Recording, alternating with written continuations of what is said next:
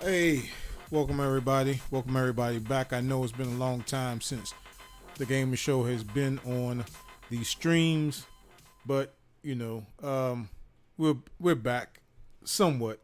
You know what I mean?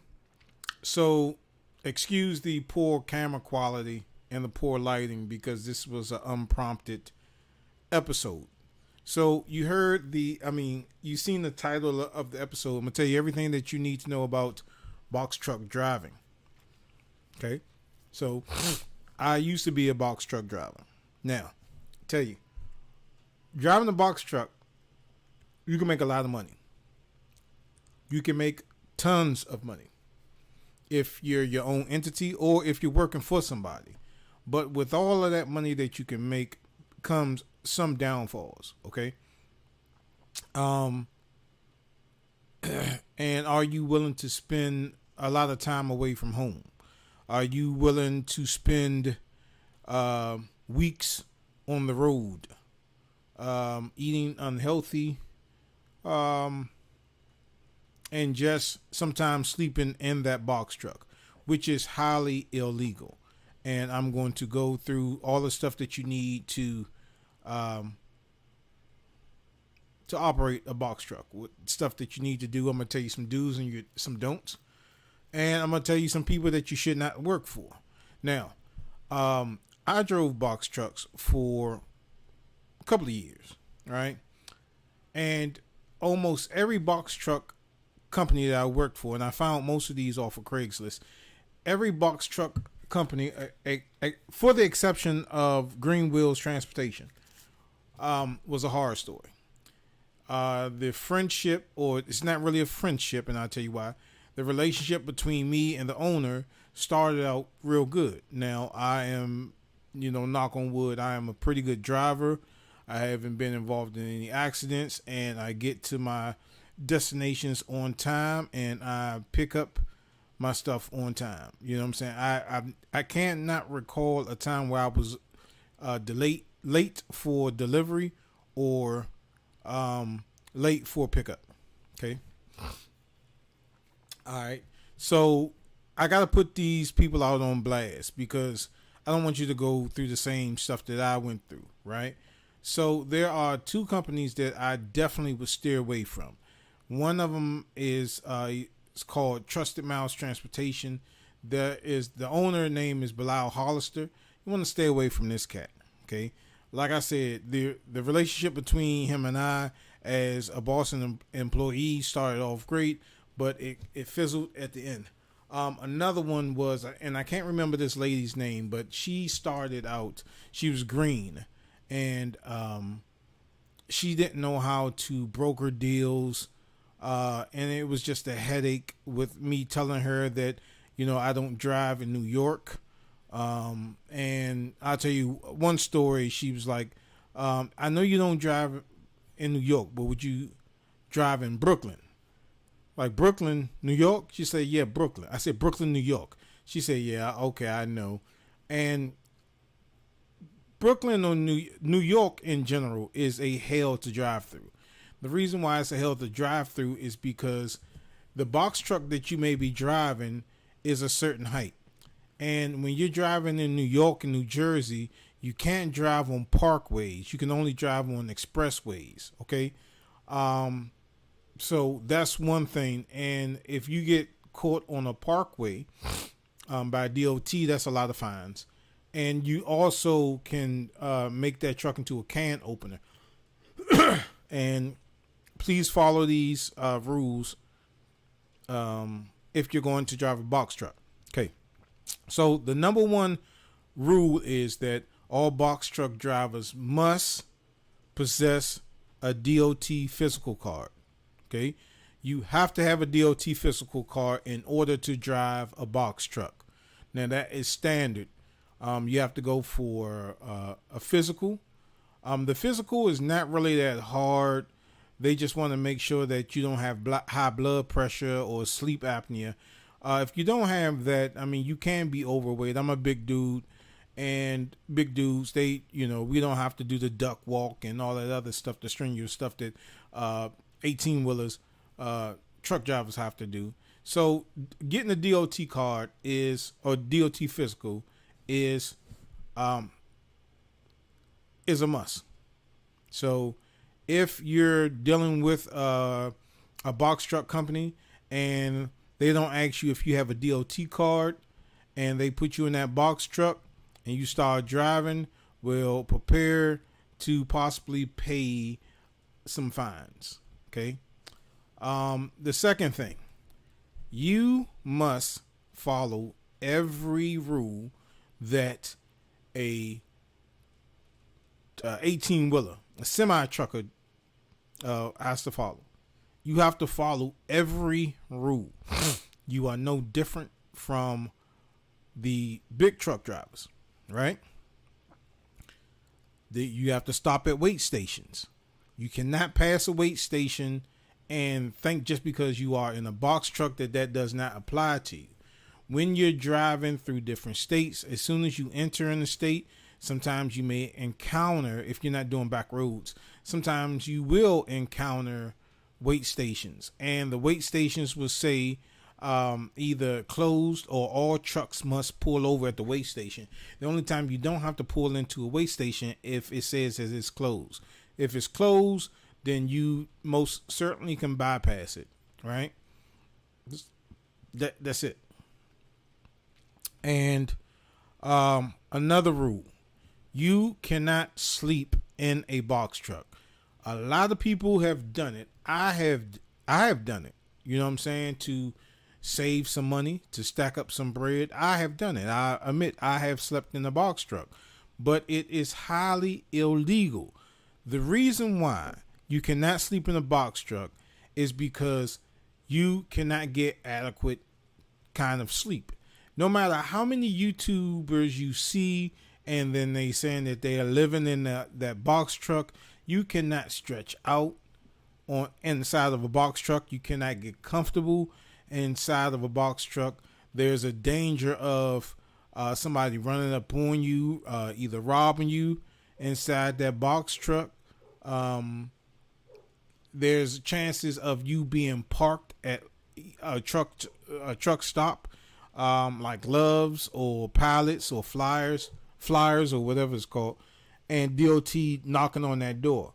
Now, you may get a knock on that door 12 o'clock midnight, and that's not a lot lizard. That may be DOT. And what is a lot lizard? A lot lizard is basically a hoe. These hoes, hookers, they run around truck stops and they try to find people that want to have a little fun that night. So if you get a knock on your door 1 o'clock at night, you got a 50-50 chance of that being a DOT officer or that being a lot lizard. Okay. Now, the reason why you cannot sleep in that truck is because you can't get adequate amount of rest. Also, if a police officer, a DOT officer walks up on you, he's going to ask you to see your ELD or your paper log. ELD is basically, it tells the officer how long you've been driving that truck and how long you have stopped. Now, the rule of driving box trucks and semi trucks is the 10-11 rule. Okay, and what does that mean? That means that you are only allowed to drive 10 hours a day. Within 4 hours, you must take a break, and then you can resume driving. But you have to stop after your 10th hour. Okay, around the 8th or 9:30th of the hour, you must find somewhere to bunk for that night, right? And a lot of places that you can bunk is at a couple of Red Roof Inns. I call them the crack roof inns. Most of them have adequate space for box trucks that you can park there, or they may have a lot for box trucks and semi trucks for you to park. So you must park. You You must sleep there. Okay, so when that DOT officer pulls you over, he's going to say, "Where's your ELD? Or where's your paper log? Where are you coming from? Where did you sleep at?" If you tell him that you slept in that truck, what he's going to do is you might get a whole bunch of tickets, and he's going to shut you down because you cannot get adequate sleep. I don't care how many YouTube videos or Facebook videos that you see of people saying that, hey, I can sleep in a box truck and they got dog beds and mattresses and all that other stuff. Let me tell you, it's comfortable for about like maybe 20 minutes, 20, 30 minutes.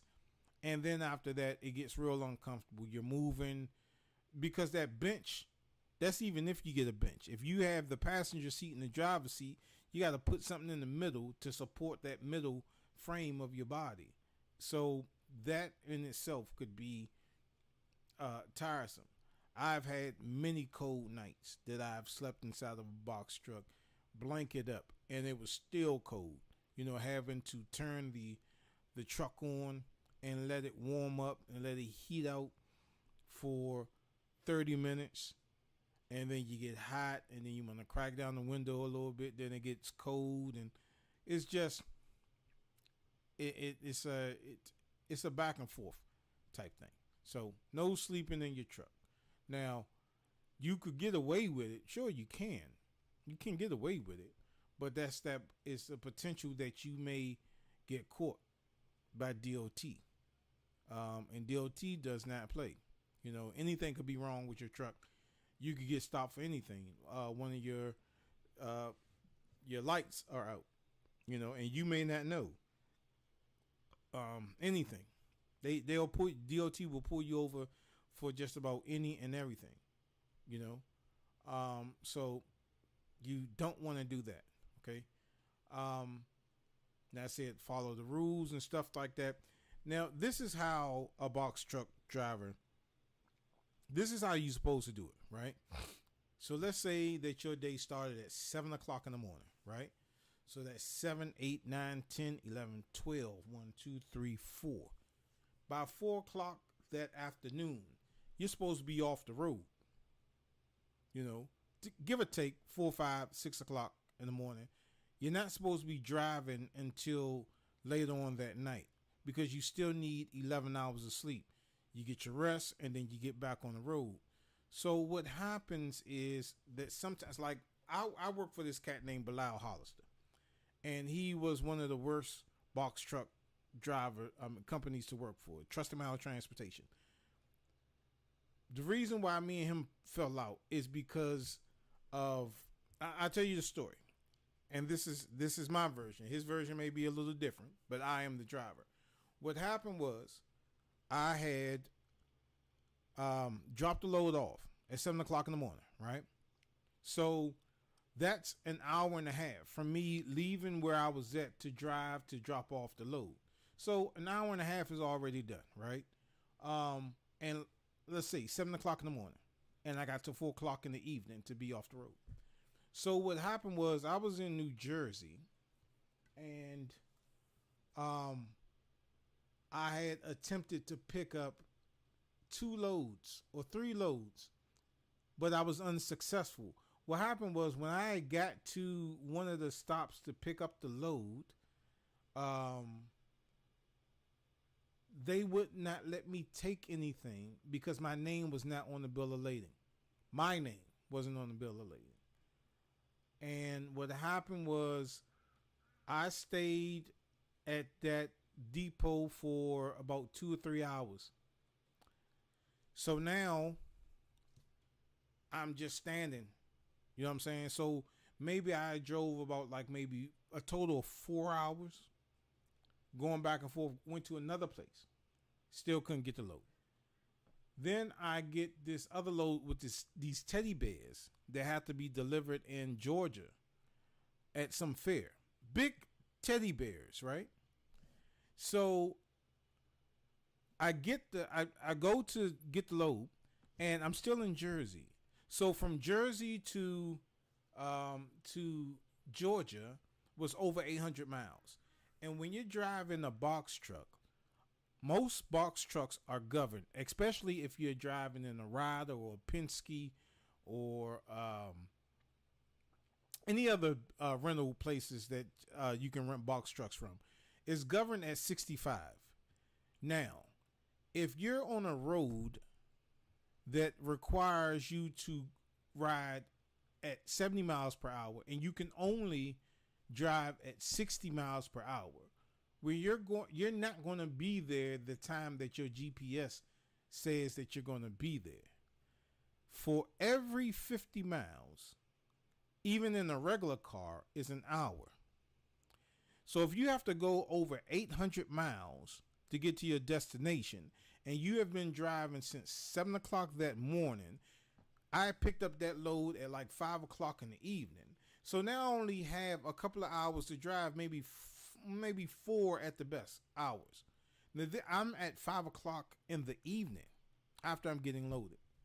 So there's no way that I can make it to Georgia that night. I'm not driving all that night. So I called the person that I was supposed to deliver it to. I said, look here, you're not going to get your load until 2 days from now because I've been driving and I cannot make it and yada, yada, yada.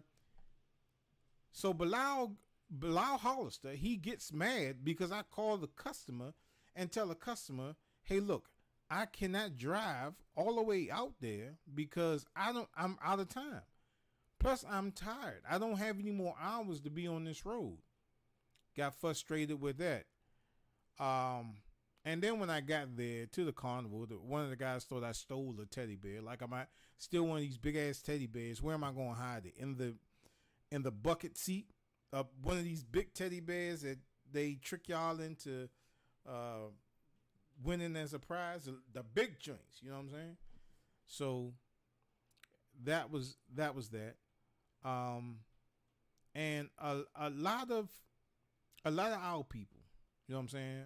A lot of our brothers and sisters, they care more about the dollar than they do about the person that's driving. Oh, they'll sweet talk you at the beginning because they want you to drop that load and pick them loads up and all that other stuff and get that money, right? You don't even get a decent percentage of what some of those loads are. So if you're making like maybe $2,000 a week, trust me, your boss or whoever you're working for gross at least maybe 10, 12 grand off of what you did, and you're only seeing $2,000 of that, right? But again, that's the box truck. That's the box truck thing. You're gonna see some money, but you're not gonna see some money. You know what I'm saying? Like if it's your own thing, you know, if you're your own, I forgot what it's called. If you're your own whatever, then you'll see the money. But then, you know, you got gas, you have insurance, and maybe out of 20, if you made 20 that week, in expenses, you're going to you may see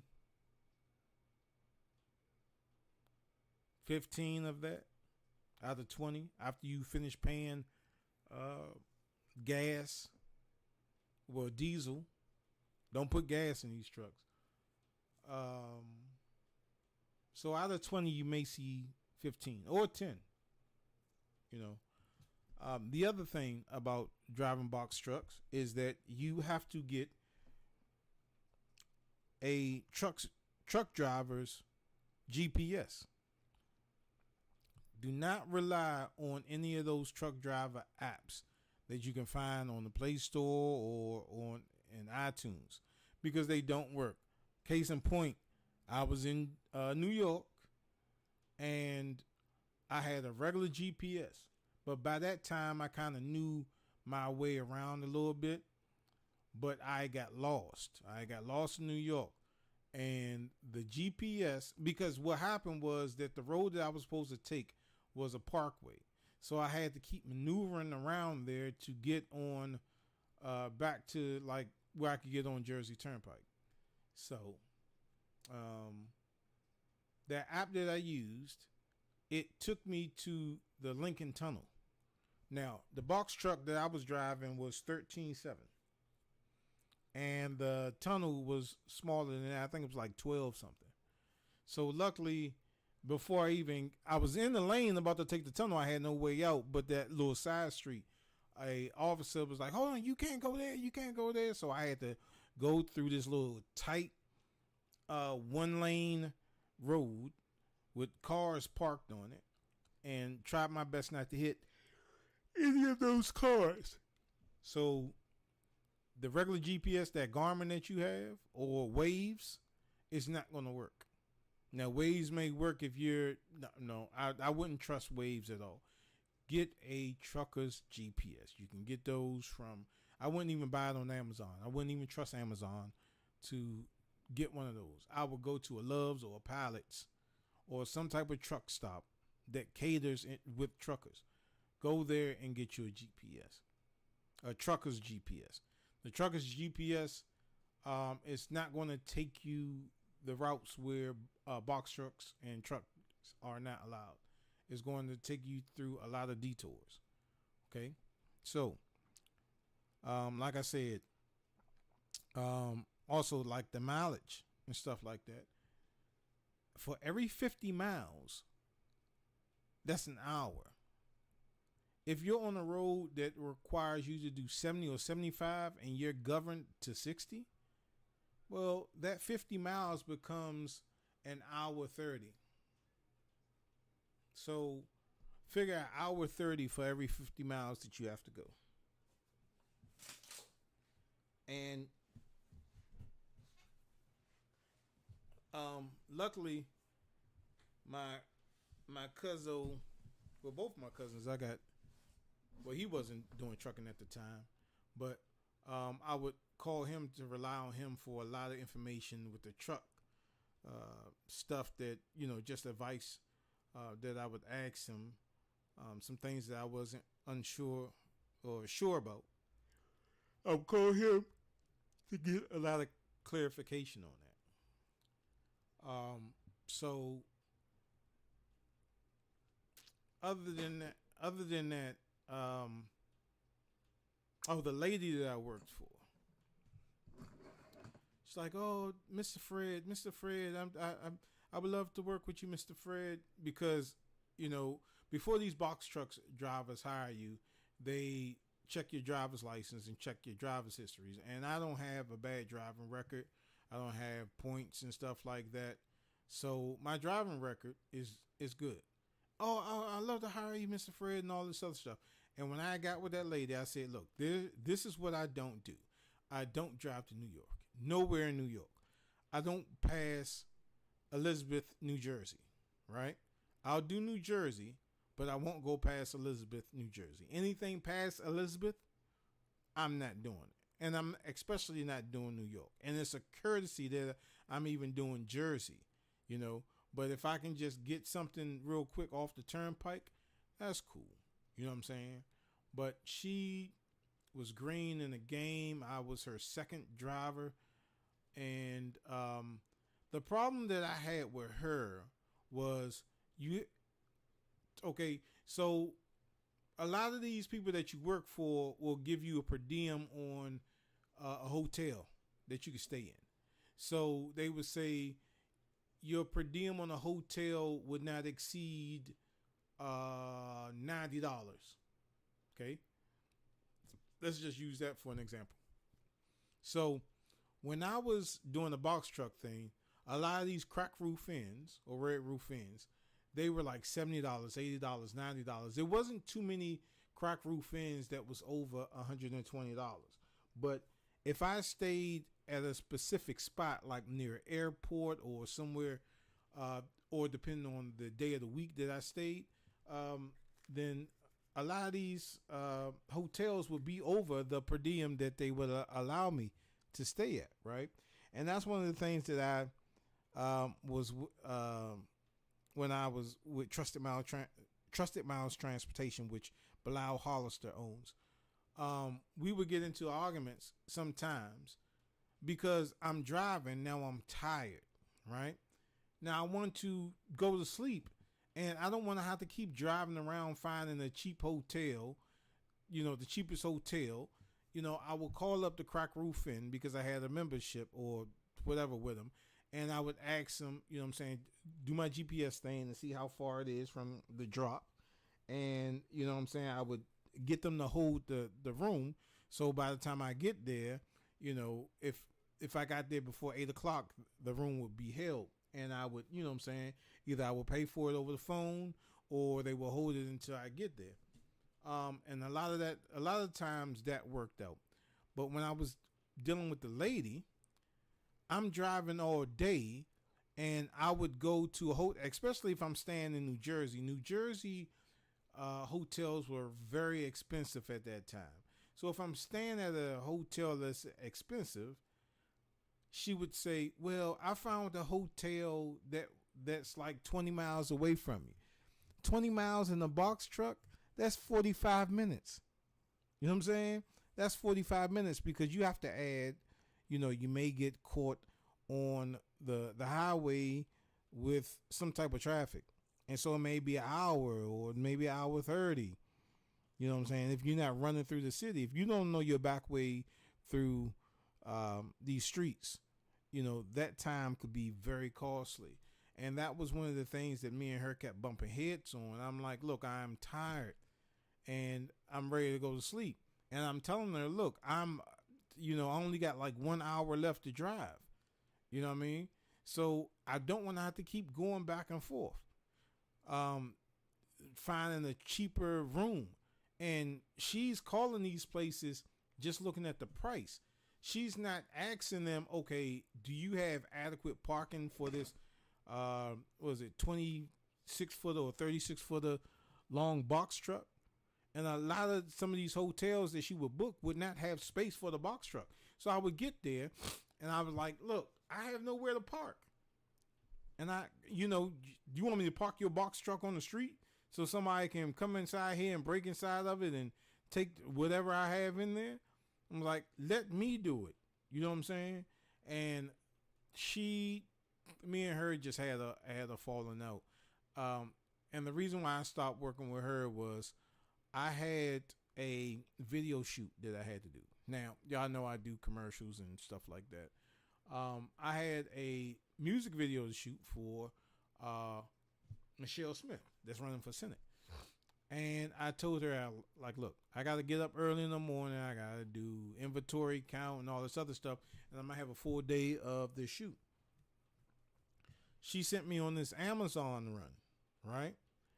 And by the way, Amazon is the worst person to either pick up for or deliver, because the times that they want you there are unmanageable.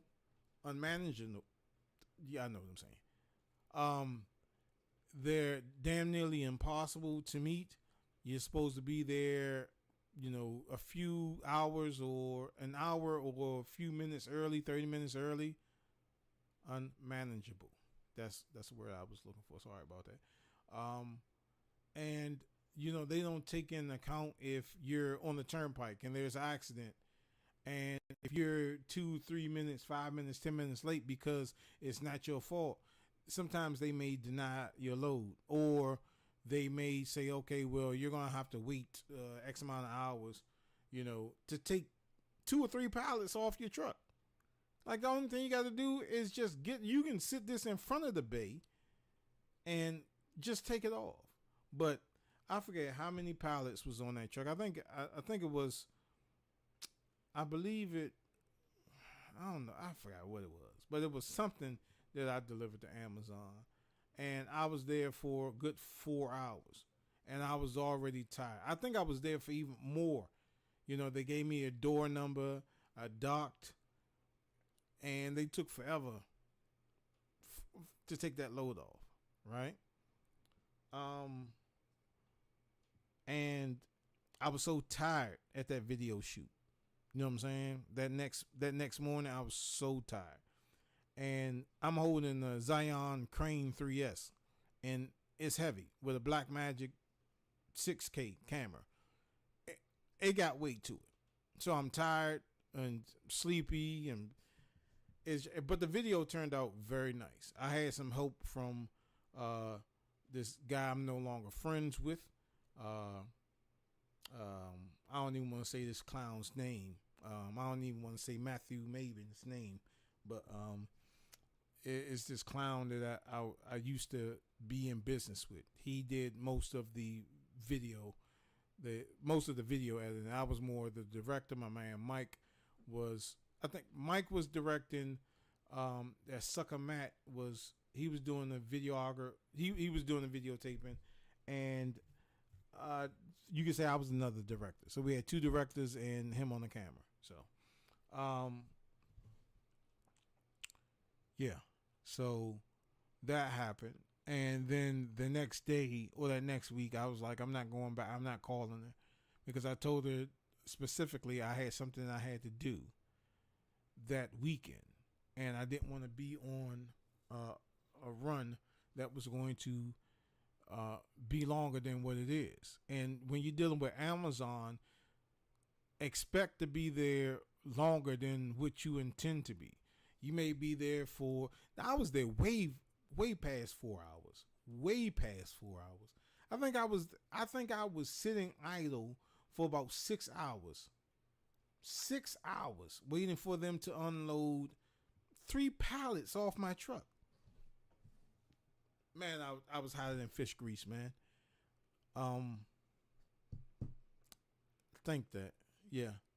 So, and the other thing was, I kept running into a situation where the card that I was using to get diesel would sometimes be inactive, because diesel at that time, I mean, it was expensive.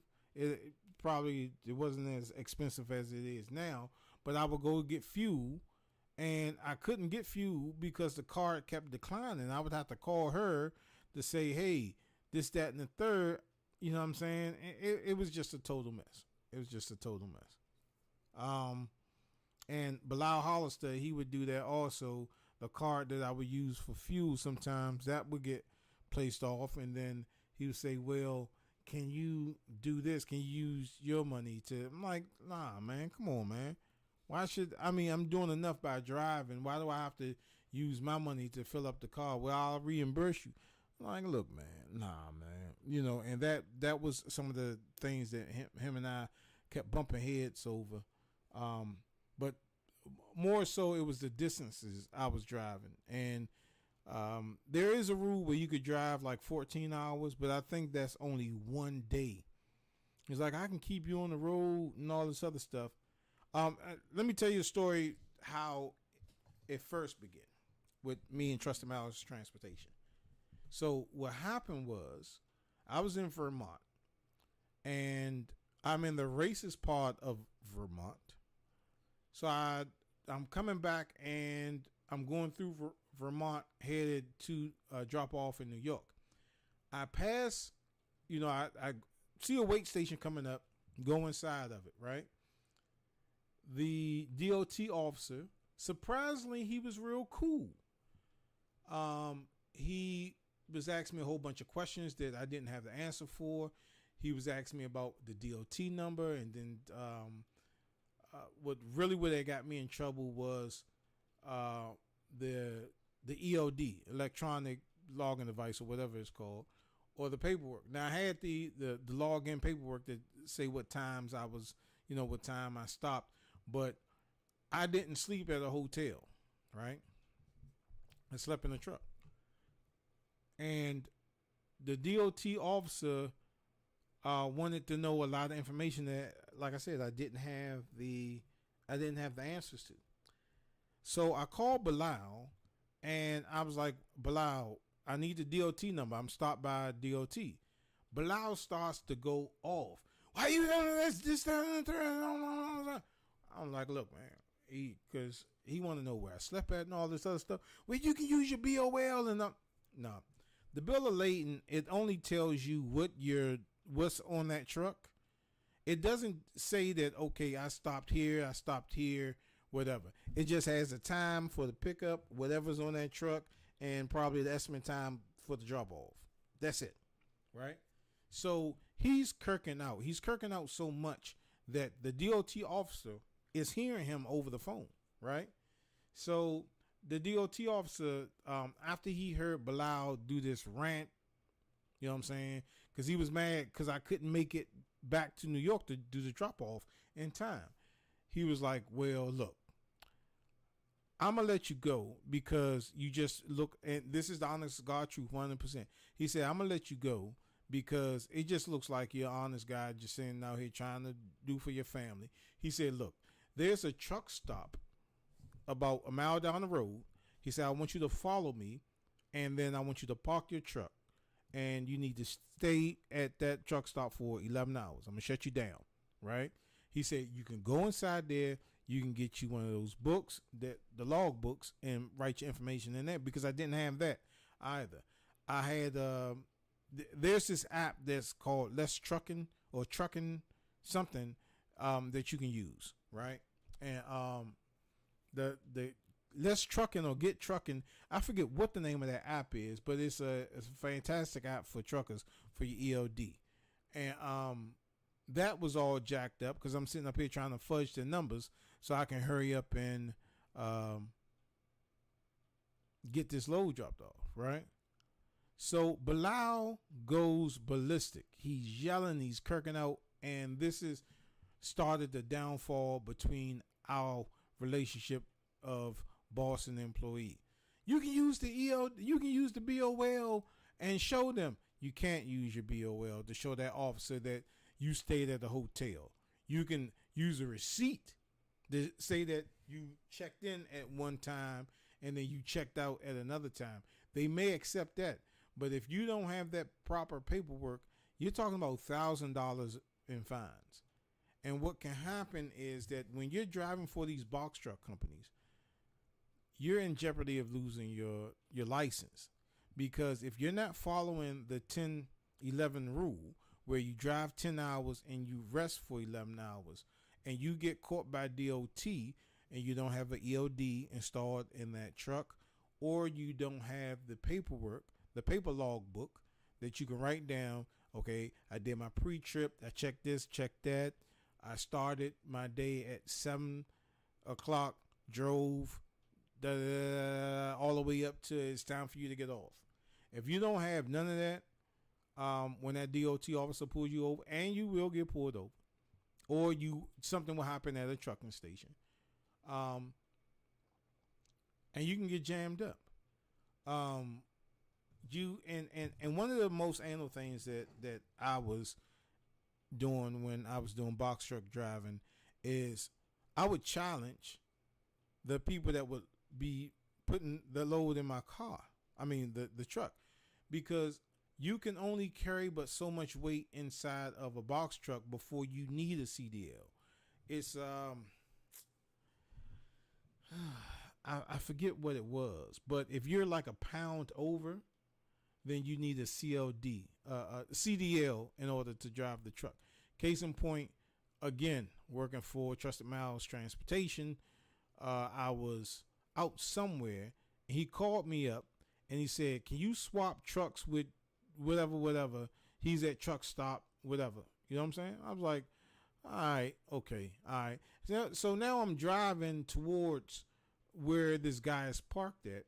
I'm like, hold up, why am I just swapping out box trucks? How come he can't drive that box truck? I'm going to get out of my box truck and get into his, and then he's going to drive and drop my load off, and I'm gonna drop. Like, something don't sound right. So I called Bilal back. I said, Bilal, why am I picking up his truck? He said, because he's overweight and he needs a CDL to drive the truck.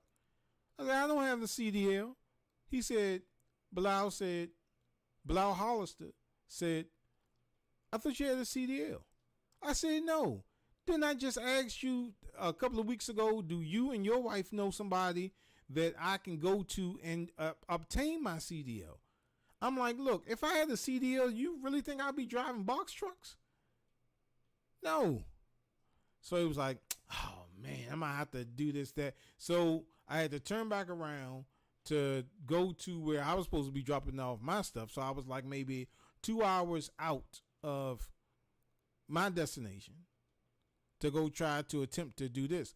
Now, if I did not ask about what was in that box truck, or, you know what I'm saying, why I had to go pick it up, when I got to that next wait station, I would have got stopped. Right. And, you know, it's a story that with Bilal Hollister with Trust Amount Transportation, that a friend of mine, his son worked for him, and he jammed his license up so bad that he had to continue to work for him because that was the only gig in town. Right. And they can jam up your license, man. And it's not worth it. So also with driving a box truck, you need to know the weight of the load that you're carrying. If it's not on that BOL, question.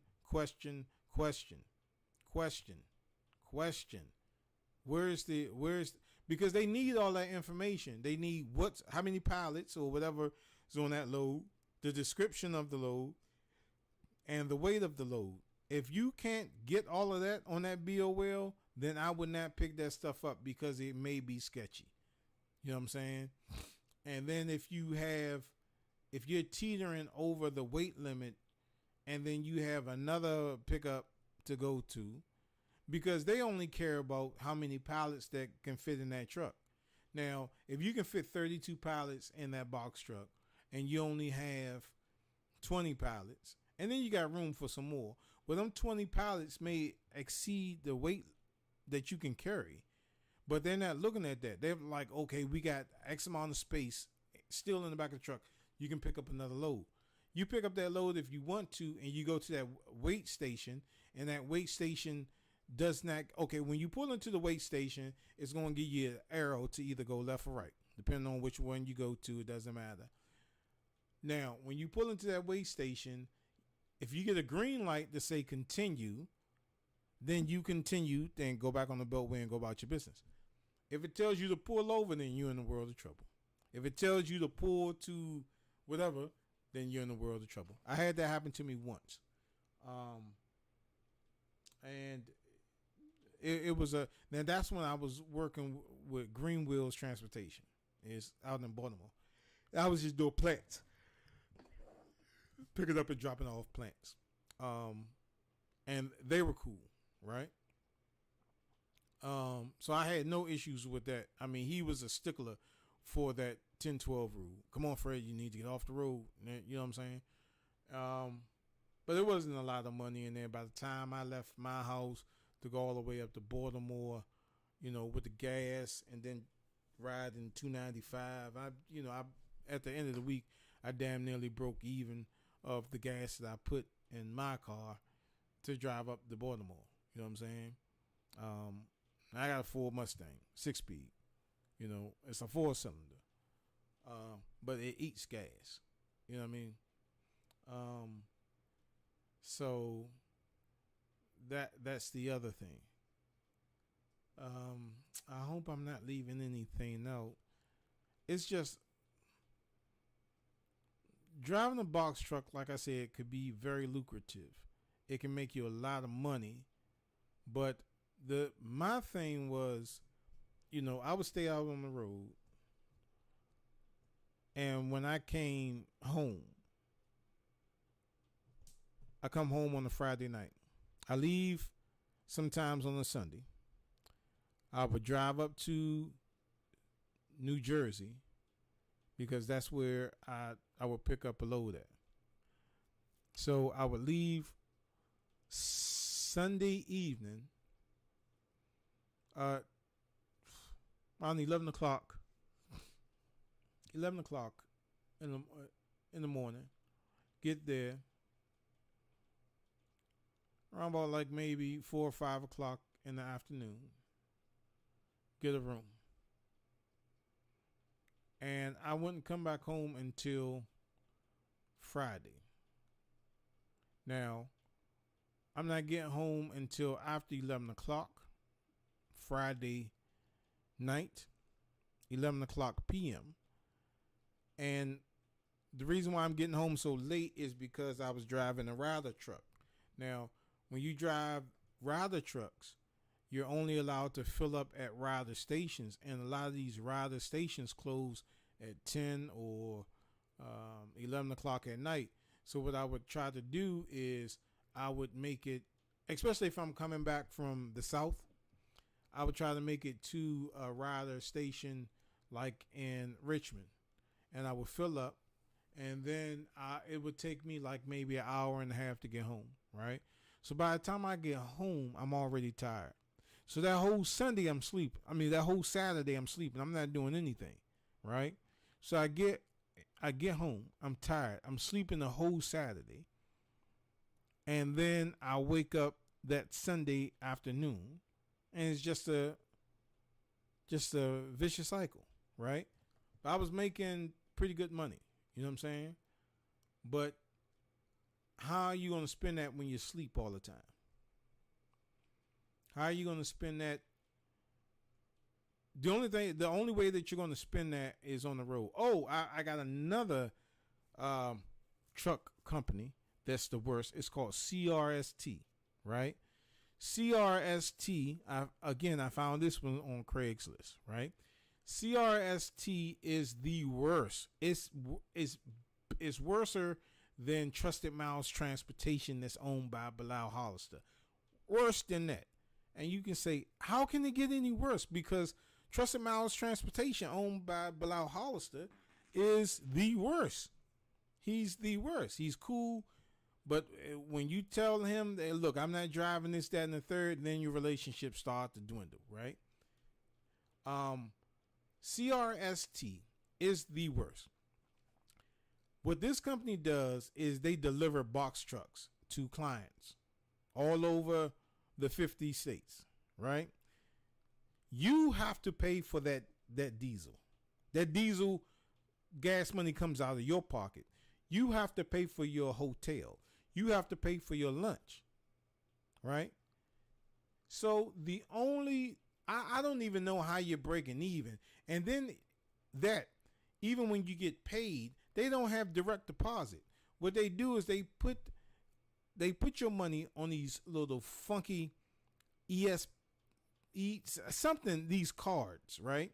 They put it on these cards, and you can only withdraw your money from truck stops. That's all you can do. It doesn't go direct deposit in your account. And then you got to pay a service fee in order to get that money out, right? So they charge you for everything. If you call them up and you say, hey, look, man, I don't have any more money. I need X amount of dollars so I can put in this tank. That's coming out of your paycheck. CRST, I think that's the name of the company, but they are the worst. And then they try to bait you in. They be like, well, I'm going to send you over a PDF file to show you how you can make money. You can't make money like that, especially now. What they did was, when I first started working, the first day they wanted me to drive from Maryland to pick up a truck in Baltimore. They wanted me to drive all the way out to California. I said, man, nah, I'm not driving all the way out to California. That's what I said at first. I'm not driving all the way out to California because I'm not going to make any money. You know how many times you have to fill up from Baltimore to California? So I forgot where I was at, and they put that job in my queue. And the only reason why I drove it is because I've been to Las Vegas, but I've never been to California, right? I just wanted to go to California to say, hey, look, I want to go to Compton and say, hey, I went to Compton. Take a picture of me standing in front of Compton and then get in that box truck and get the hell up out of there. That's the only reason why I wanted to go. So I wound up being in Weed, California. This is in the mountains. And yes, it's called Weed, California. Needless to say, I didn't make any money with them. And I probably still got some money on that EMS card. But they are crooks. They are crooks. Another thing, when you driving a box truck and you up in the mountains, you're going to slow down tremendously. Like I said, a box truck is governed at 60 miles an hour, whether you're driving a Penske or a Ryder or any other box truck. You're governed at a certain mile an hour, right? So, like I said, your GPS saying that you're going to get there at 2 o'clock in the morning. Let's try 10 o'clock that morning. So be careful with that.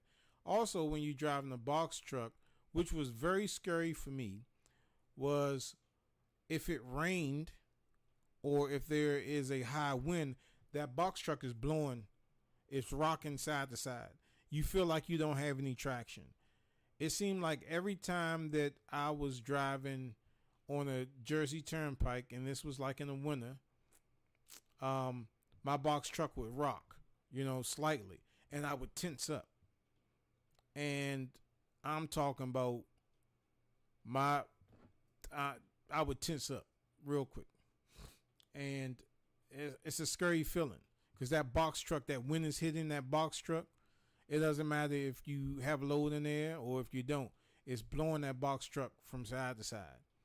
And I can tell you the honest God truth, I was scared sometimes when I was driving that box truck. There was one time that I drove, I forget where I was. I think I was Pennsylvania somewhere. Well, Pennsylvania in the wintertime is worse, driving a box truck. But I was in the mountains somewhere, and I was trying to turn around because I was trying to find a rider station, and the rider station was no longer there, right? So I'm in the mountains with a box truck. I'm talking about the mountains on this thin road, right? And I'm telling you, I had to go up the mountain and then down the mountain. And I am scared as I don't know what, man. I'm like, I'm about to fall off this mountain because it's a thin, windy road. And maybe it took somebody, if you're in a car, maybe 10 minutes to go up the mountain and come down the mountain. It took me an hour to get up that mountain and then come down that mountain just to turn around. I've also encountered where I've ran into an underpass where I could not go under that bridge because I'm thinking that where I'm going, that sign, I'm going to hit a exit before I hit that sign. And I come to that a couple of times where the box truck I was driving was 13.7. I get to a underpass that I know I cannot I know I can't go there. So now I got to turn around and try to maneuver that. But the funniest thing about that was that if I would have went past that underpass, 2 more miles, my destination was right there. So I had to go back 10 miles back and then try to maneuver around there just to get to that spot, because I was using a regular car GPS. That's what I'm saying, y'all. If you're going to do this, get a trucker's GPS, because that car GPS is for cars. It's not for trucks, right? So I will run into that a lot.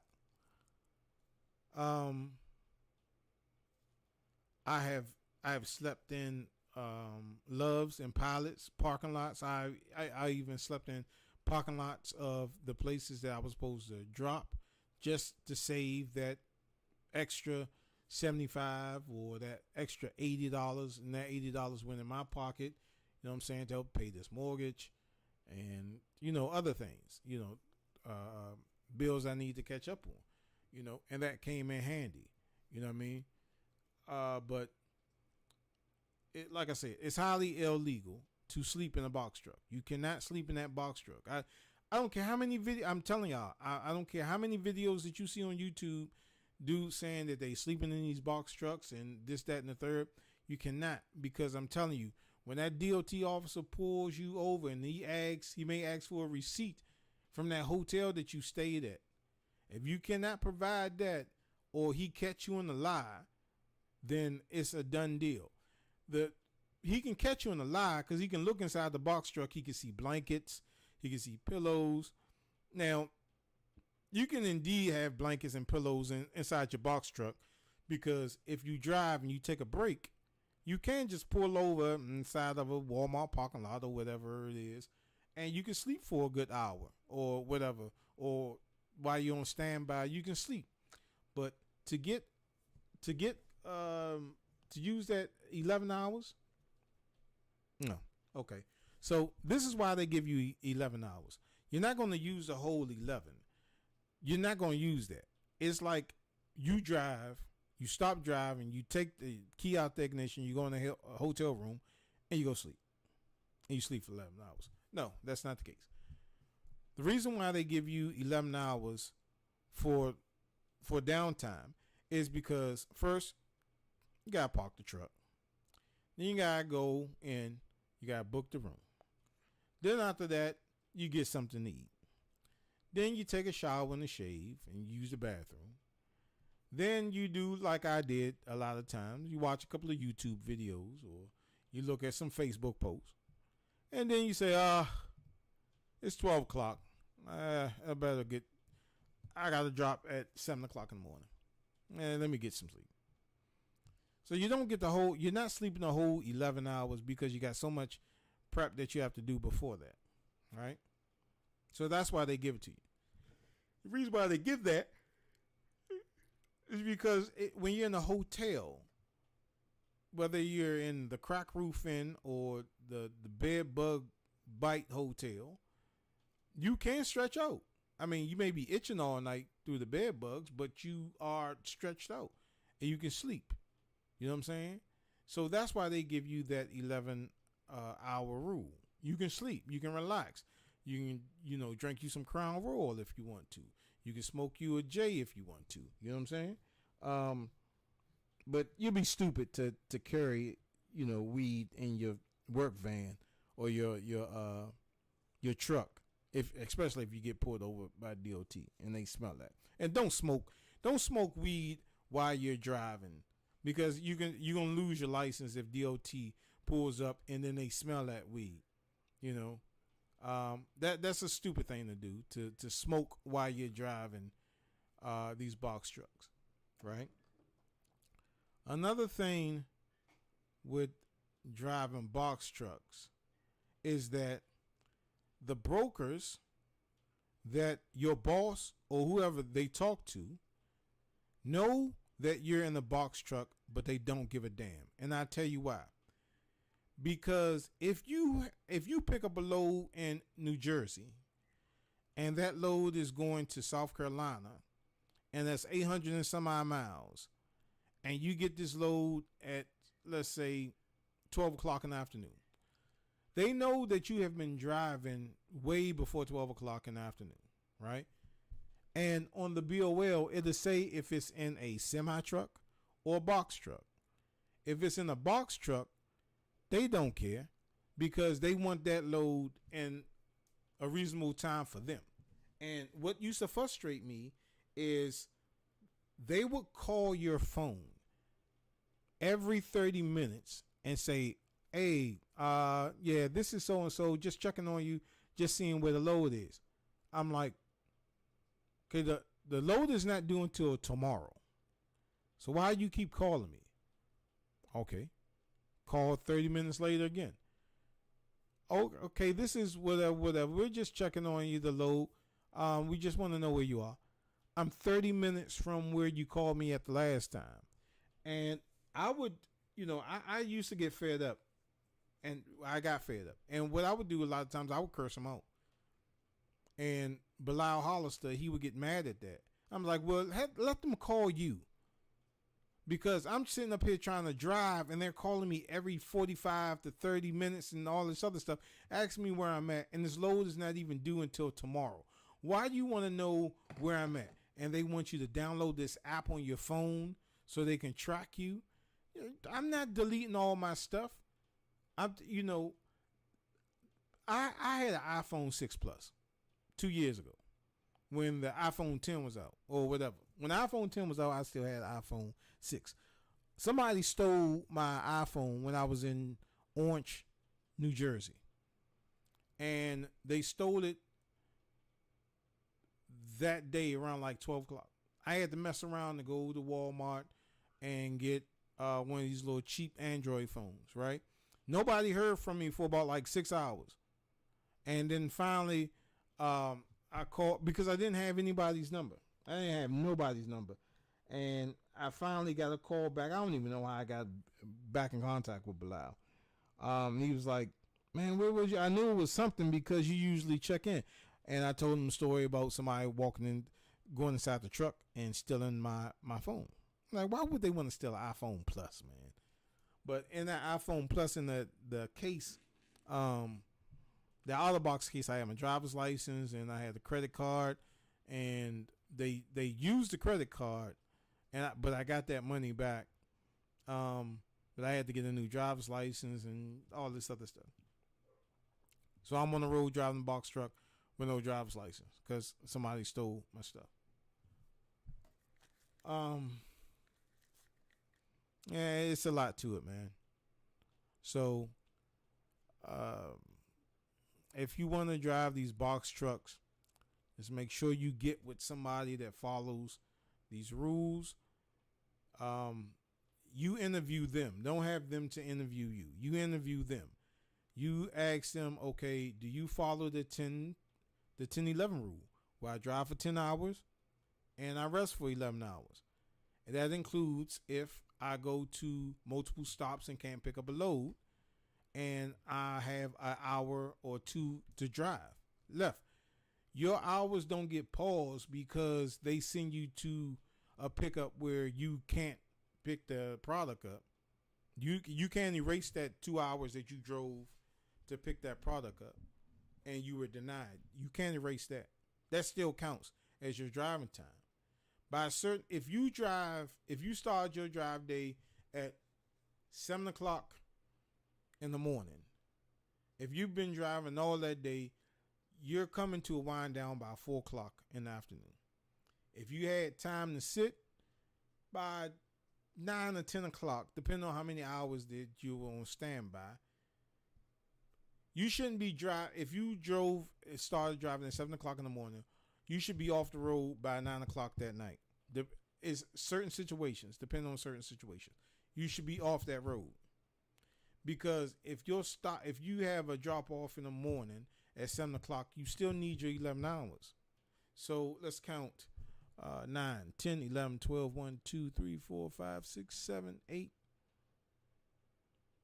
Oh, no, you need to be off the road. 8, 9, 10, 11, 12, 1, 2, 3, 4, 5, 6, 7. You need to be off that road by 8 o'clock. Right? But if you've been standing by,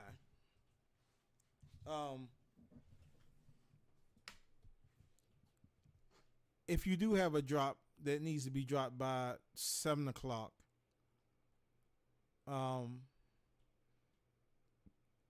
something happened, well, that drop is going to have to get pushed back. Because if your 11 hours are not up until 12 o'clock or 11 o'clock checkout time, they just going to have to wait. Your safety is more important. Your life is more important than those thousands of dollars that you could possibly make. You can't spend them while you're dead. You know what I'm saying? You're not gonna be in heaven making it rain with ones. You know what I mean? So you have to look out for yourself.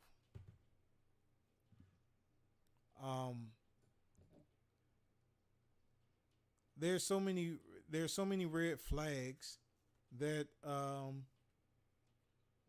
that you can see even before. Ask the person to drive the truck. Check under the truck. Check the engine. Check the fuel. You know, this is another thing where people say you need a CDL because it has air brakes. You don't need a CDL if you're driving a box truck with air brakes. You don't. Most box trucks come with air brakes anyway, right? It's a little yellow tab that you push out, and it hurts like hell when you pull that thing, and it like jabs your fingers, you know. So you don't need a CDL to drive. If it has air brakes, you don't need a CDL. You're driving a box truck. All you need is a driver's license and a DOT card. That's it.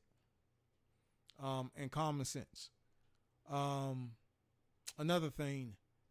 Now see me, I'm kind of fortunate. I'm the kind of guy that can get in a vehicle no matter what it is and drive it. Right. I've never went to. Well, I got my driver's license, of course, but I was self-taught how to drive a manual. Like my car is a manual of 6-speed. I was self-taught on how to drive motorcycles. The first motorcycle that I got, I never forget. I got it from this salvage yard on Marlboro Pike in District Heights, Maryland. It was a YZ. It was a YZF something. And when I went to go buy the bike, the guy said, I was like, well, I don't know how to ride the bikes, but it was cheap. He says, 1 down, 5 up. Now you need to get off my lot. This bike was, I didn't know at the time the bike was raggedy. I was just psyched to have a motorcycle. The only time that I knew that bike was raggedy is when I went down Anacostia Park. And I think I'm I think I'm the baddest thing on 2 wheels. And I go down there to the park and I see, you know, TL 1000s. I see Gixxer 600s. And I got this raggedy green paint peeling bike. And I pull up beside this dude. The dude look at me and he say, well, at least you out here. I said, man, I'm going to go home. I seen all these bikes and trads and all this other stuff. I went home. But from Marlboro Pike, now mind you, I didn't have I don't even think I had a driver's license. He said 1 down, 5 up. So for people that ride bikes, you know, you push down on it, then you put your foot under it, click, click, click. You know what I'm saying? That's how 1 down, that's first gear. Then put your foot under the clutch. 1, 2, 3, 4, 5. Or 1, 2, 3, 4. Whatever the hell it is. And that's how you drive it. And the bike just gives the momentum for you to stay on it anyway. So, and I've drove box trucks that were manuals, especially when I was let me say this to make it so it don't sound like I've been driving manual box trucks in my career of box truck driving. The only time I drove a manual box truck is when I was driving for Green Wheels Transportation. Like I said, that was one of the best box truck companies I drove for, and I was just delivering plants, right? And I hated driving that manual box truck because when you're on a hill, if there's somebody behind you, as soon as you let off that clutch, it doesn't push. It don't push the truck. The truck backs up. It's not like sticks now. When you take your foot off that clutch, it don't pushes it forward. It slides it.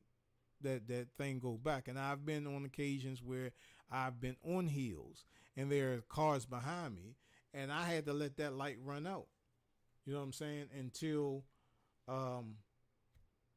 Until there was no cars behind me, because every time I took my foot off that clutch, that thing rolled back, and I just knew I was going to hit somebody eventually with that.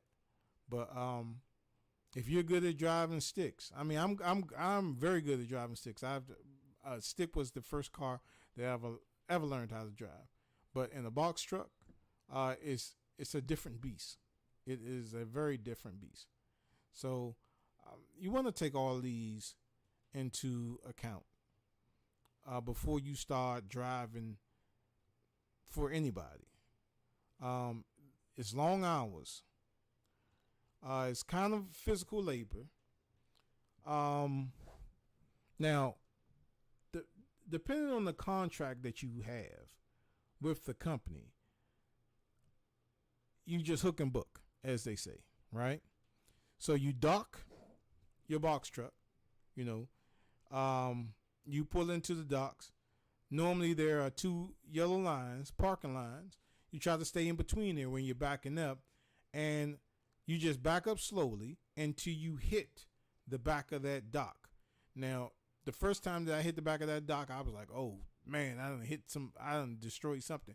But it's made for that. If you look at the back of that box truck, most of them have these 2 little black rubber things on the back of it, and that's for you. That's for the impact for you backing up to that docking station, right? And then after that, after you back up, then you chalk your wheel. And I don't mean taking a white chalk and scribbling all over your wheel. It's basically putting like a brick or something under one of your back tires, because when you are docked, sometimes they go in there with forklifts or powered pallet jacks, and you're going to be rocking. You're going to be in the cab rocking, and sometimes when you get there, they may ask you to help unload or load. The people that load and unload those trailers, they are usually called lumpers. A lumper job is to unload your trailer or to load your trailer. And sometimes a lot of these places, they'll pay for a lumper, or you have already paid for a lumper, and they still want you to unload your truck, right? Out of all the years that I have driven box trucks, I may have unloaded maybe 10 times. I may have loaded 10 times. I'm the type of dude that I don't like doing a lot of strenuous work, right? Don't. So I would get to the dock. You got a lumper? You got a lumper? You got a lumper? You got a lumper?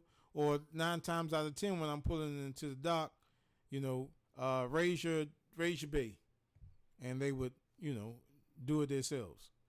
Sometimes I get to a spot where it's a mom and pop thing. Sometimes there's a few times I got there, and I had to open load. I can remember one time I was in someplace in Maryland, and this was a food bank, and my lift gate was broke, and we had to unload all those pallets by hands, man, because I didn't dock. It was at like a church or something, or a synagogue, and I had to unload all that stuff by hand. I had to unshrink wrap them pallets, and we had to hand them off. It was me, this lady, and this other guy. It was just the 3 of us. So, box truck driving. Do not work for CRST. You can find them on Craigslist, or don't work for Trusted Miles Transportation, owned by Bilal Hollister. That's he lives out in Laurel.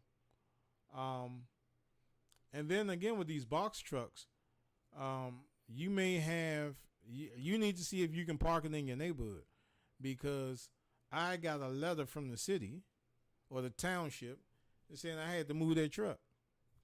And I'm like, yo, I'm not even here all week. I'm not even at the house all week. My truck is only parked out there from Friday night to Sunday morning, and I'm gone. But I think it's my neighbor across the street. She complained, but because I had parked it over there, because I couldn't park it in front of my house because I had a tree that's blocking it, and then it would scratch up the side of the cab, so I couldn't park right there, so I had to park across the street. Maybe I should have parked further down the street, maybe. But usually, sometimes when I would park there, I would always have a load. I was never empty, I would pick up and then have a Monday drop off. So I had to keep an eye on that. But my neighborhood is not really ghetto-fied, so I could get away with some of that stuff. But yo, man, like I said, if you want to do this box truck driving, get a DOT physical. Get detected at the front door. Get a DOT physical. Get you a set of noise cancellation headphones, not those iPods or whatever they're called, not those. You need the trucker headsets, and you can usually get them from either Palettes or Loves. I always wanted a Togepi, or a Pikachu, or maybe a Squirtle. I also like Charmander. Echo. And Jiggly. Stop. Echo. Mute yourself. All right, where was I? So a trucker's, I'm sorry, a DOT physical, which lasts for 2 years, I think. Okay.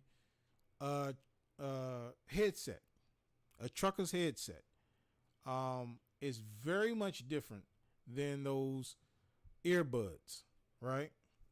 The noise cancellation. You normally see it's only like one ear, right?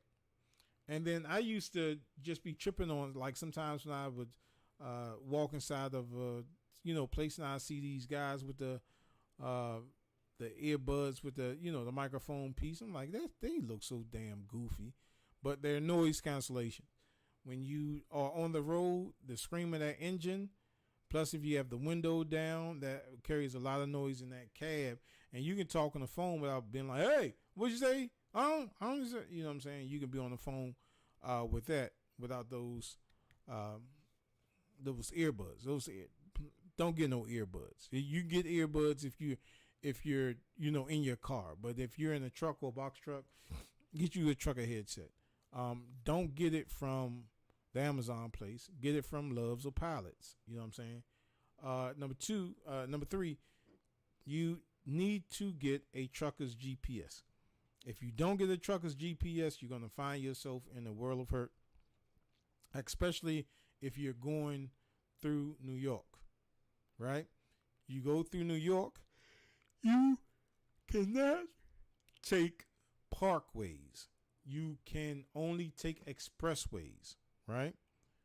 And what's the difference between a parkway and an expressway? I don't know.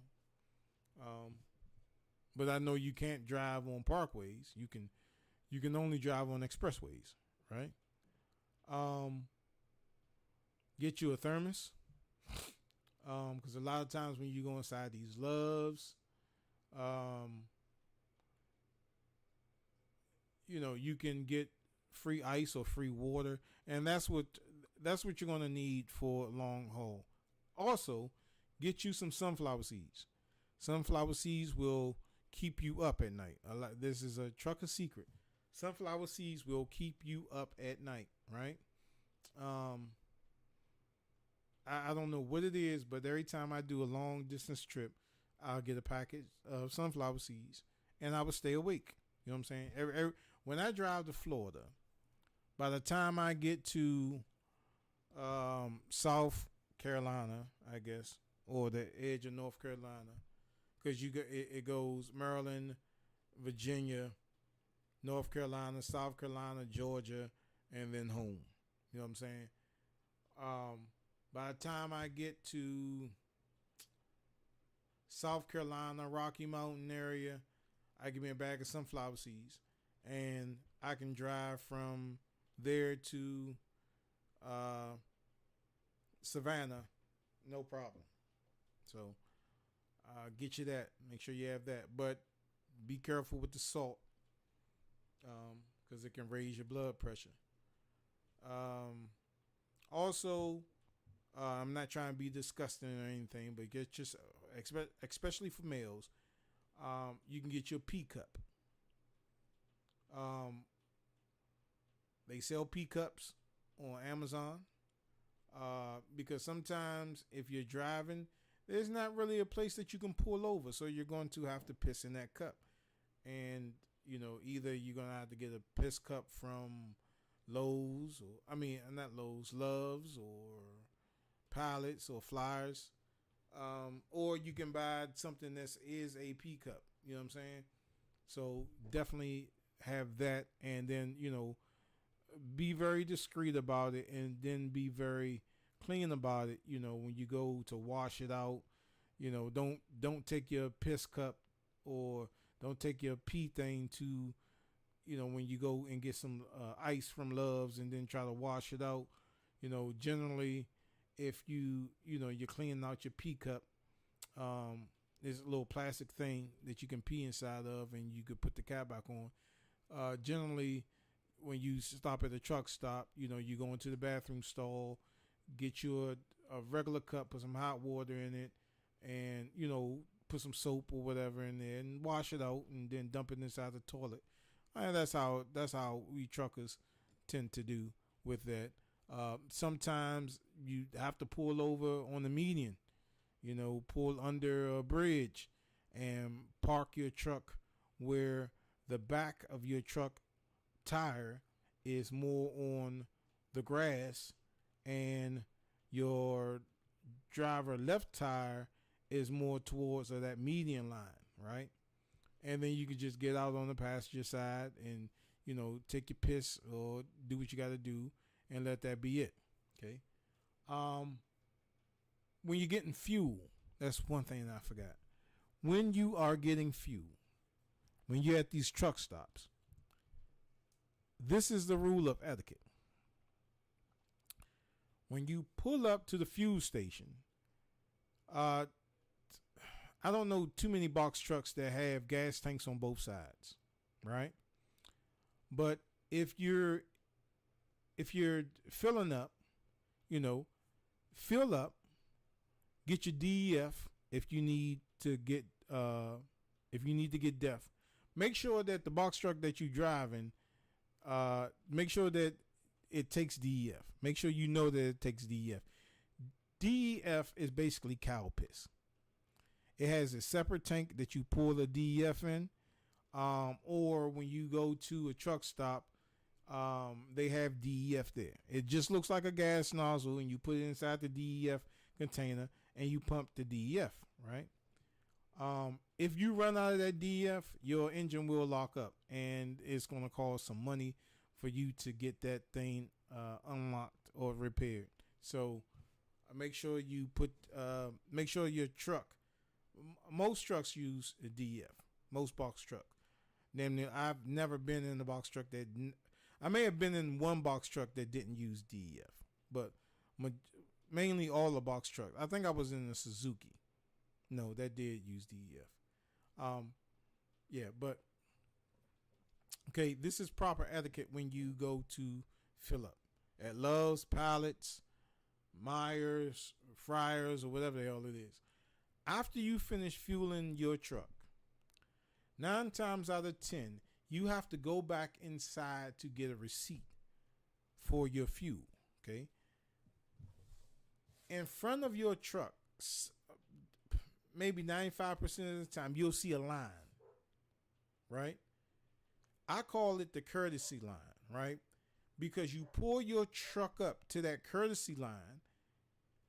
That way that it gets that box truck or your truck, it gets it out of the fuel line for the trucker behind you to pull up so he can get his fuel. Okay.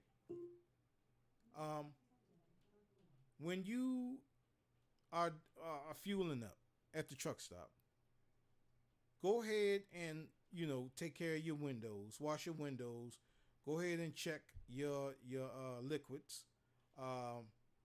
Make sure if you're doing antifreeze, make sure you're getting the right antifreeze. The right antifreeze is trucker's antifreeze, and it's usually orange.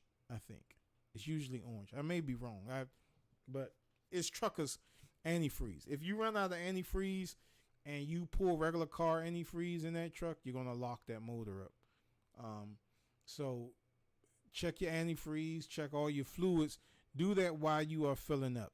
Don't wait until after you finish fueling up to start checking everything. Do that while you're filling up, because you're going to be pissing off the person behind you. After you are filling up, now if you're filling up and you suddenly hear your thing go click and you're still wiping stuff down, yeah, that's understandable. But don't do it as the thing says click and then you hang that pump back up and then you start cleaning your windows and your side mirrors and stuff like that. Do all that stuff while you're fueling up. After you finish fueling up, then go ahead and pull up to the courtesy line. Let me start over for you. So you're in the fuel line and the truck is in front of you, right? So you're waiting about 15 minutes for him to do what he got to do. He pulls up to the fuel line, right? He pulls up to that courtesy line. So you're at the fuel line. Now you have to go inside and they say, what's your pump? What's your truck number or whatever? Get all that. You know what I'm saying? If you can be quick about it, take you a leak, get you some snacks or whatever. If you don't do all of that, then you get your fuel pumped. After your fuel is pumped and after you finish checking your fluids and washing down your windows, get in your truck, start your truck, pull up to that courtesy line that gives that trucker behind you room for him to pull up to those two pumps. Then you can go inside and you can BS around. You know what I'm saying? You can play the lotto or, you know what I'm saying? But be quick about it. You can get you something to eat. You can use the bathroom. If you're going to take a shower or something, just park in one of those spaces. Do that. And just after you finish fueling, just pull up to that courtesy line, right? The other thing, if you're at a truck, if you're going to sleep in your truck, your box truck, which I don't recommend, right? If you're sleeping in the northern states, somewhere like anywhere past North Carolina, going up to, Virginia, Maryland, DC, any of those states that have the 3 seasons, depending on what season you're sleeping in that box truck, is going to be very uncomfortable. I mean, either way, because you're sleeping at night. You're sleeping in the winter, the summer. It's either going to be too hot or is it going to be too cold. But if you do decide to sleep inside your truck, the best thing to do is get you a privacy barrier or build yourself a privacy barrier. What you can do is get a blanket, and the sun visors on these trucks are huge, right? So you would tuck your blanket under that sun visor that will block your hood, right? Then you would take one of the towels, you know what I'm saying, a towel that you brought from home. You would put it, I wouldn't necessarily put it in the window and roll it up. I would put it so when you close the door, the towel is sticking out, but it becomes like a curtain. That way you can roll the window down if you need some fresh air, stuff like that. But you want to create a privacy curtain. And if you're going to sleep at a truck stop in a box truck, which is highly illegal, and I wouldn't recommend it, even though I have done it time after time, you want to try to get at that truck stop as early as you can. Because if you get at a truck stop around like 9, 10 o'clock at night, depending on where you go, you're probably not going to find a good parking space. And especially if you're sleeping in a box truck, you don't want to park like on the side, where the curb meets like the woods or the curb meets the lights. You want to try to park in one of those spaces that them big rigs park in. And they don't start getting in there until like around 8 o'clock, or maybe sooner than that. So you want to go to these truck stops. You want to plan your route out so you'll be able to get a space in the truck stop. Right? And again, it's a 50% chance that if the DOT officer is pressed enough, he's going to knock on that door. You may get a knock. Everybody has got the knock. Either it's a lot lizard, which a lot lizard is a hoe. It's these hoes that go around the truck stops and they want money for a good time. Or it's a DOT officer and the knock sounds the same. It's tap, tap, tap. And it's either the police or hey, I was just looking for, you know what I'm saying? It's either one of those two voices that you're going to hear. So sleeping at a truck stop with a box truck, it is I wouldn't chance it. And if you cannot find, if there's no spaces inside of a box truck, any spaces at a truck stop, try to see if you can find a 24-hour parking lot, like a Super Walmart, right? If you can find a Super Walmart, 9 times out of 10 you can park inside that parking lot, and the employees at Walmart will not bother you. Not as long as you're parked in a space where you don't see a lot of customers parking at. Like, don't park towards the front of the store just because it's going to be easier for you to get out and go use the bathroom. Don't park there.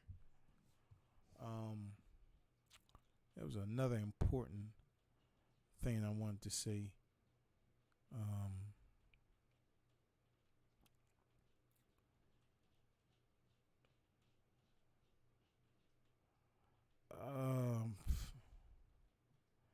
Damn, what was it?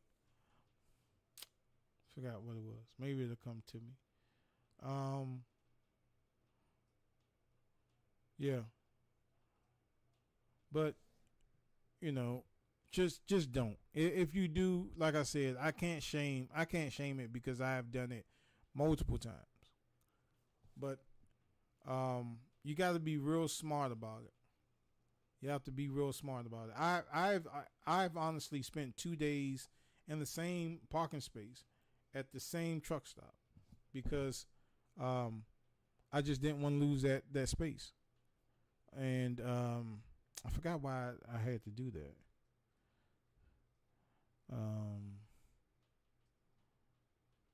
Something I forgot.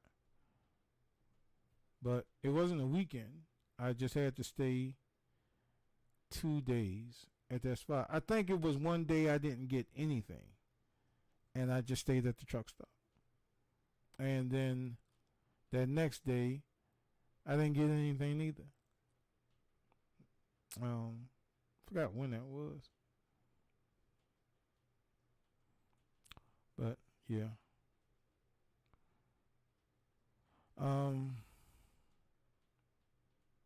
Yeah. Make sure you have the adequate straps and bars and pillows for your load. Okay. You have these bars that go across. They have these little slits in it, and you have these slits inside of the box truck or your semi, and it's just bars, and it just holds the thing in place, right? So your stuff won't move. Or you have adequate straps. These straps don't get from Walmart. Get your straps. Get all your straps, all your hardware, all your bars. Get that from truck stops. Don't get it from Amazon, because I'm telling you, the stuff that they sell at Amazon for truckers are a piece of junk. Except for the bars. They're silver bars that go across from left to right from the sides of your truck. And they have these little locking clips on either side, and you put one on that side, you put one on that side, and it's just a bar that's going across to prevent anything from coming out. You know what I'm saying? So you want to make sure that you have that your truck has that. Make sure your truck has a pallet jack. Make sure your truck has, and the pillows, what they're called pillows, I don't know the perfect terminology of it, but they're these white big, they look like pillows, and you put it in between your freight. So like if you're like loading food or something like that, and you know that truck is going weeby wobbly all the time, and what happens is you put those pillows in between there, so when it does go wobble wobble, it won't go all the way over. You know what I'm saying? So you want to make sure that you do that.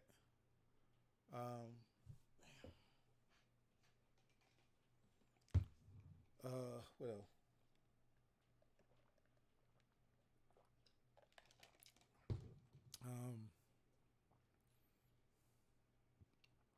I can't think of anything else that I can suggest to you other than don't work for Trusted Miles Transportation nor CRST.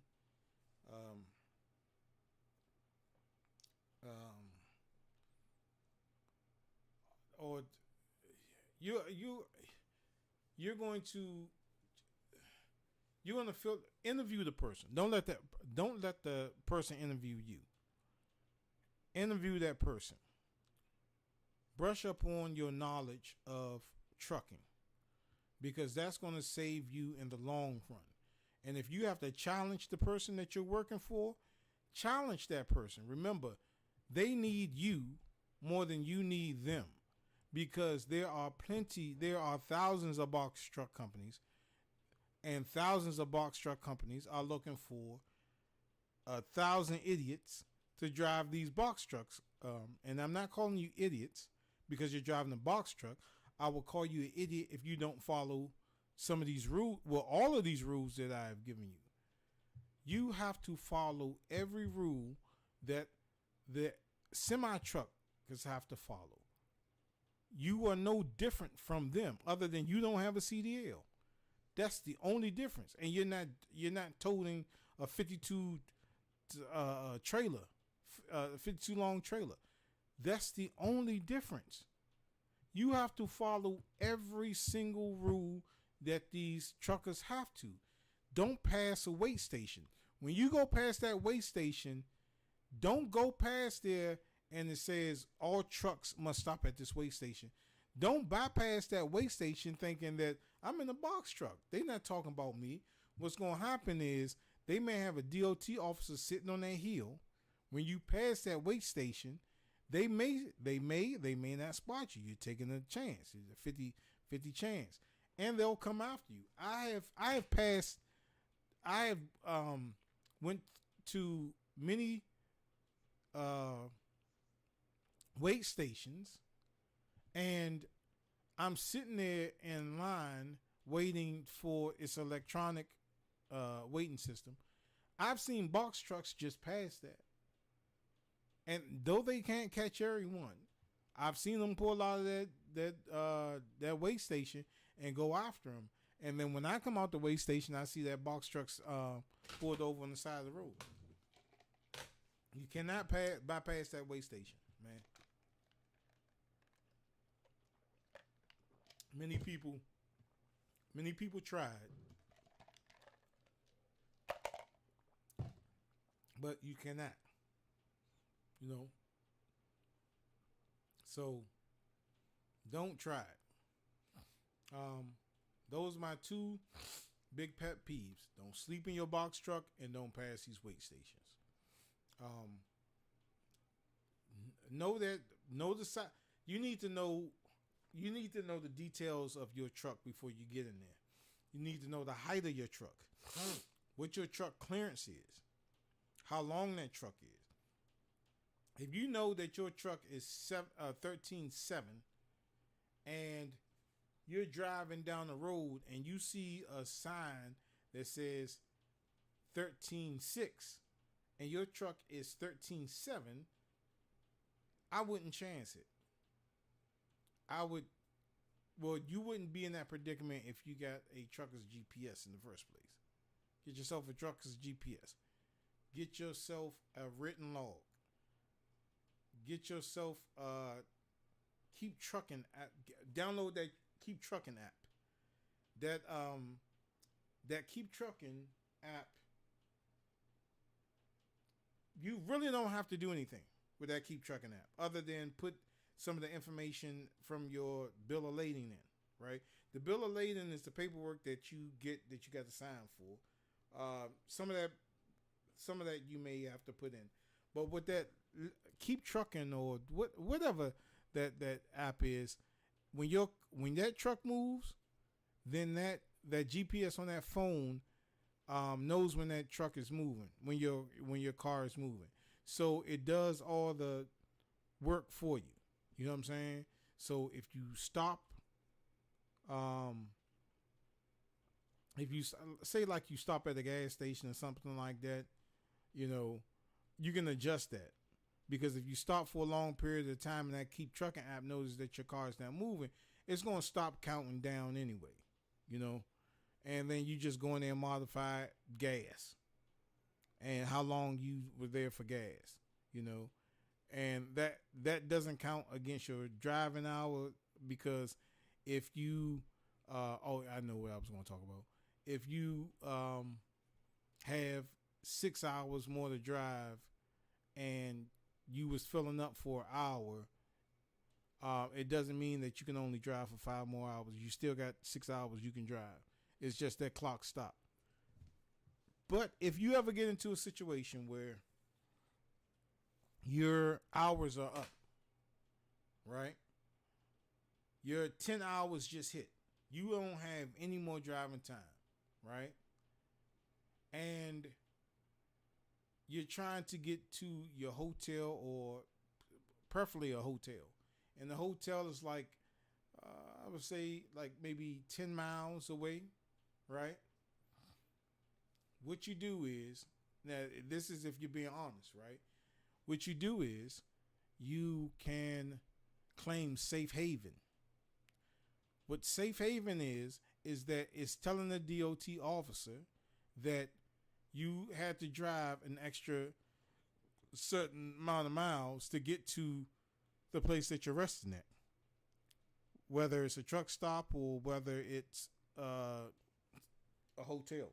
And what happens is that Let's Trucking app, or what, I cannot remember the name of that app, but that app can also get you in trouble, because if you drive over the time allotted in your hours, they monitor that. Somehow they monitor that, and they can pull that up, and they can find out where you're at, and they can shut you down. You know what I'm saying? But they're not so hard on box trucks as they are semis. But that is soon changing due to a lot of people having accidents in box trucks because they're falling asleep behind the wheel, because these brokers, they know that you're in a box truck, but they're demanding you to get to a certain spot like you're a semi truck. Semi trucks, even with a fully loaded, a 52 long trailer, they're pushing 80, 90 miles an hour coming down the road. You in a box truck, 60. Going downhill, 62. So if you especially if you're going in the mountains, if you're coming through Pennsylvania or West Virginia, and you gotta go up in these mountains, and you're driving and it's 60 miles an hour, and then you start going up an incline, and you see these signs on the road that says slower traffic, move all the way to the right. You better get in that right lane. And what you do is you put your flashers on. You get in your far right lane. You go up the hill, because you're not getting any momentum going up that hill. Like some truckers, you even see semi trucks on that hill, right? And then when you're coming down the hill, if your truck is governed at 60 miles an hour or 65 miles an hour, if you're going down that hill, you may go 60. If you're governed at 65, you may go 66, but it acts like a Jake brake. A jake brake is what's on a semi truck. A jake brake stops the truck from exceeding a certain speed limit, right? Because you got all that weight on a semi truck and you're coming down the hill, down the mountain, and the jake brake just makes it go at a steady whatever miles per hour, right? If I'm saying that right. Also, when you're in the mountains driving a box truck, you're gonna notice there's a lot of sand traps on the side of the road. What those are is that, and this happens a lot, the brakes may go out in your box truck, or it may go out in your semi truck. What that sand trap does is that sand trap allows you to pull your truck in there, and it's going to stop it. You're actually in the sand trap. Once you get in that sand trap, even if you go over there by accident thinking that I'm going to pull over here to take a piss, if you go in that sand trap is like 2 or 3 feet deep. When you go in that sand trap, your vehicle is going to sink in that sand trap, and there's no way that you're going to be able to pull that out. You can't pull that out. You're going to have to get a wrecker. A wrecker is a tow truck for semi. You're going to have to get a wrecker to get pulled out of that, and that's going to be a very expensive bill. It's $150 just to hook up, and it may be more. And that's each hook. That's each side. So there's a lot that you want to think about. There's a lot that you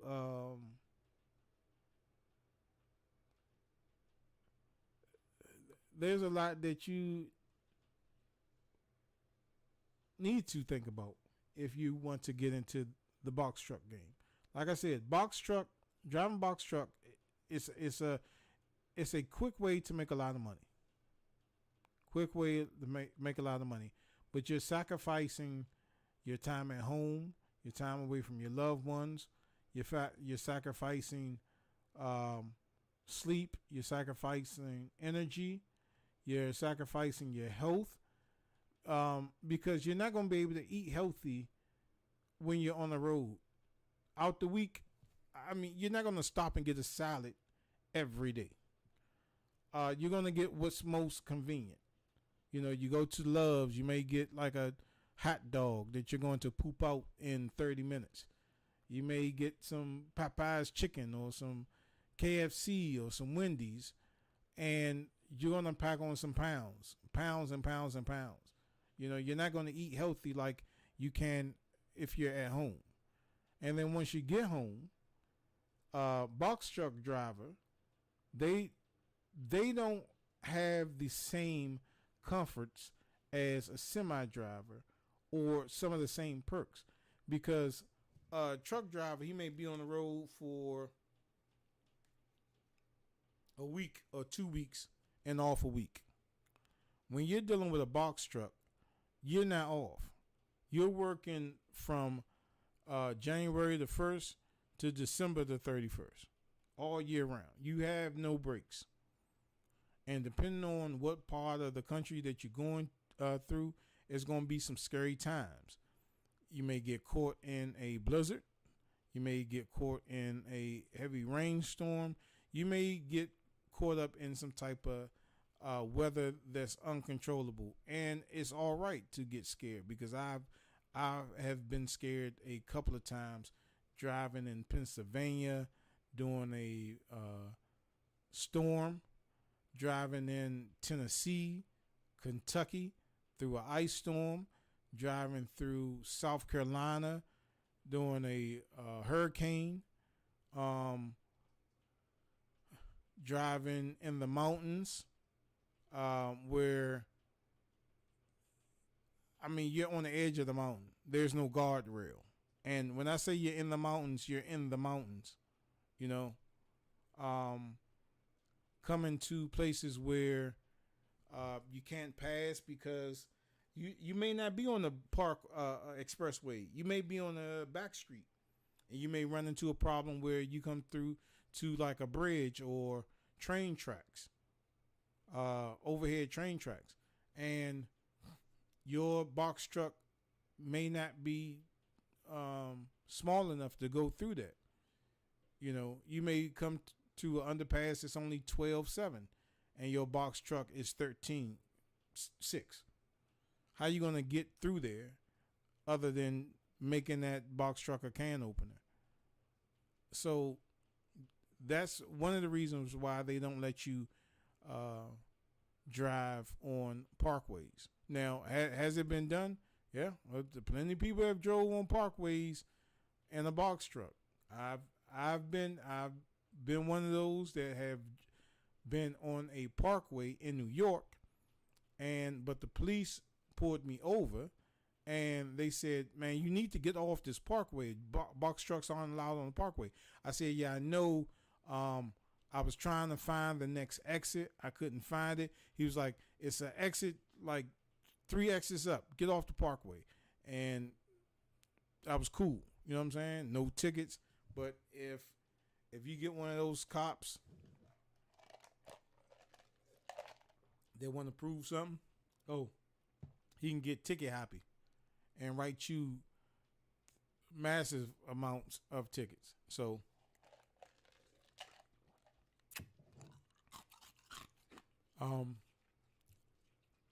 you just need to research. Now, I have given you a lot of information, but I have not given you all the information. I've given you maybe I should have titled this something else. This is all the stuff that I know about box truck driving and rules and regulations. I think I pretty much covered everything.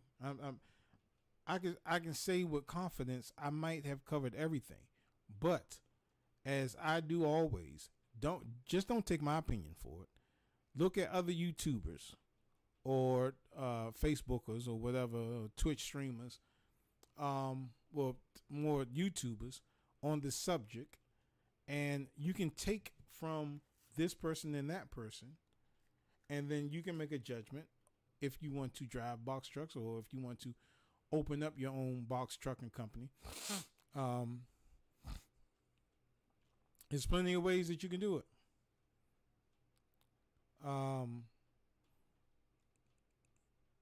Like I said, if you want to start a box truck company yourself, you can do stuff like you can rent box trucks.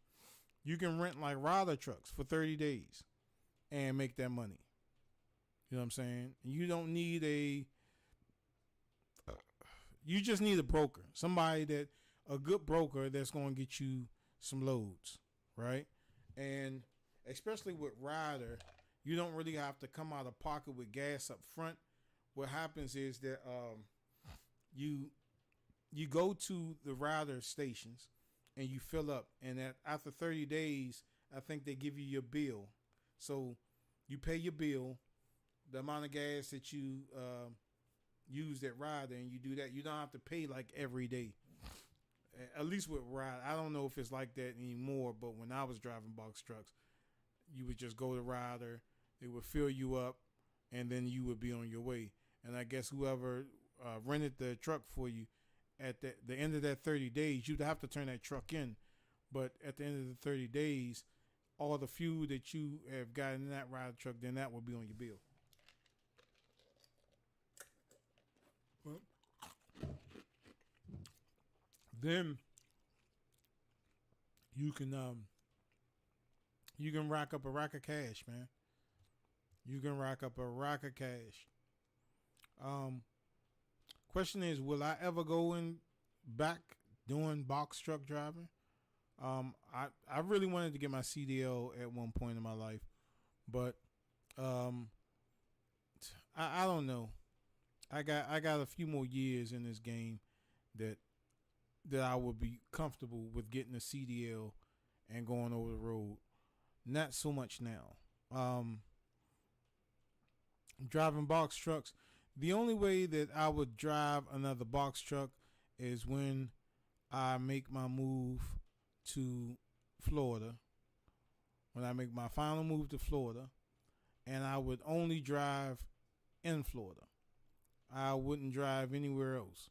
You know, The furthest I would go is Georgia or maybe South Carolina.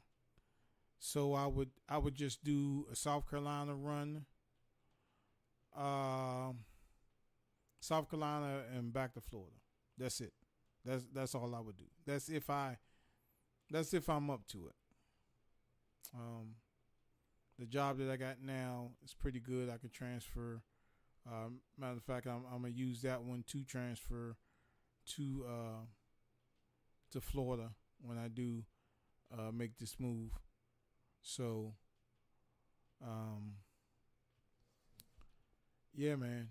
I don't know. I don't know if I'm ever gonna do the box truck thing again. Like I said, if I do the box truck thing, thanks, Christopher. If I do the box truck thing, I'm only gonna do it like once I make my permanent resident when I'm a Floridian. That's the only time that I would possibly go back into doing box truck driving again. Like I said, man, and I hate to say this, but the working for black people in the box truck game, like Bilal Hollister, they are some of the worst people to work for. Us black people, we are some of the worst people to work for in the box truck game because they only care about the money. They don't care about your well-being. They know that if you pick up a load and you have 800 to 1,000 miles or 2,000 miles to go, you can't do that in one day. You're not supposed to do that in one day. Remember, when you're driving, even when you're driving a car, every 50 miles is an hour. Every 50 miles is an hour. That's if you're doing the speed limit, right? And even if you're driving in a car and you're doing the speed limit, every 50 miles is still not an hour because you got to stop. You got to get something to eat. You got to let the dog out so they can do their pees and poops. You got to go out so you can do your pees and poops. And you got to get something to eat. Then that's this, that, and the third. So it's not always a straight through. There's only been one time that I've driven from Florida to back to Maryland, or from Maryland to Florida, that I've made in record time. And that's because I was pushing it, right? In my younger years, I could drive from Maryland to Florida, no problem. I mean, I can still do it now with the aid of sunflower seeds. I could do that.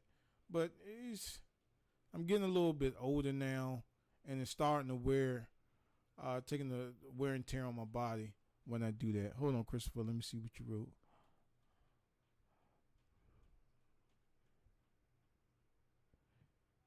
Yeah, I'm telling you, black people are the worst people. I'm not going to say all black people, but some black people are the worst black people to work for in the trucking game, in any business, because they like to cut corners. They care more about the dollar than your well-being. All right? They do. And I'm not going to apologize for saying that. You can cancel me if you want to, but a lot of you black folks out there are the worst people to work for. That's why some people say they rather work for white folks than to black folks. In the trucking game, me, honestly, I would rather work for a white person than a black person, because some black people are going to only care about that money. They're not going to follow that DOT rule. They're going to tell you something that is going to get your license suspended or revoked. They're not going to do the full. They're not going to disclose the full enclosure of what you're not supposed to do. There's a certain weight that you need to be under when I'm talking about the weight of your load. There's a certain weight that you need to be under when you take these loads over the road. And there are certain things that they need in a truck that they just will not provide. Every black person that I've worked for, including Bilal Hollister at Trusted Miles Transportation, and that African lady that I worked for, I mean, she was green. She was real green. She was new in the game. I was her second driver. But again, she had some issues too. But every black person that I've worked for in the box trucking game has always tried to somehow cut corners or undermine what I knew about driving a box truck. When you go in there and you tell them, because any box truck company I work for, I'm going to tell you what I am and what I'm not going to do. Let's make that clear. The reason why I say that is because I have years behind my back, right? I've been in box truck I was in box truck driving for years. So I've been to all 50 states. Even before, like periodically, I would go into box truck driving, get out, go into box truck driving, get out. And I've been doing this for years. This for maybe 15 years. 15 years. So I've paid my dues. And if I ever got into another situation where I'm driving for a box truck company, I'm telling you, hey, this is what I'm not going to do. This is how it's going to be, or you're going to find somebody else to drive your box truck. Why am I so cocky? You can check my driving record. Check my driving record. Because when they can take insurance on you, and they see that you don't have all them points like the rest of these clowns out here, they're going to be so pressed to hire you. And another thing with y'all, these box trucks companies, they put life insurance on you that you don't know about. They don't care about you, because if you for some reason die in a tragic accident, if you're married or if you have a girlfriend, boyfriend, or you know what I'm saying, whatever, they're going to get a payout on you. And a lot of box truck people don't know this. You know what I'm saying? That's why when they run your license and they check your this and that, they're not just checking to see how many points you got on your license. They're checking other things too. And they put life insurance on you. And if you, for some reason, get into some type of accident, they are going to cash in on you. Let me see what else you wrote, Christopher.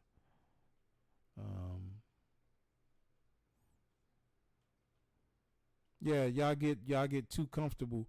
Hey, we are on Facebook, YouTube, and Twitch.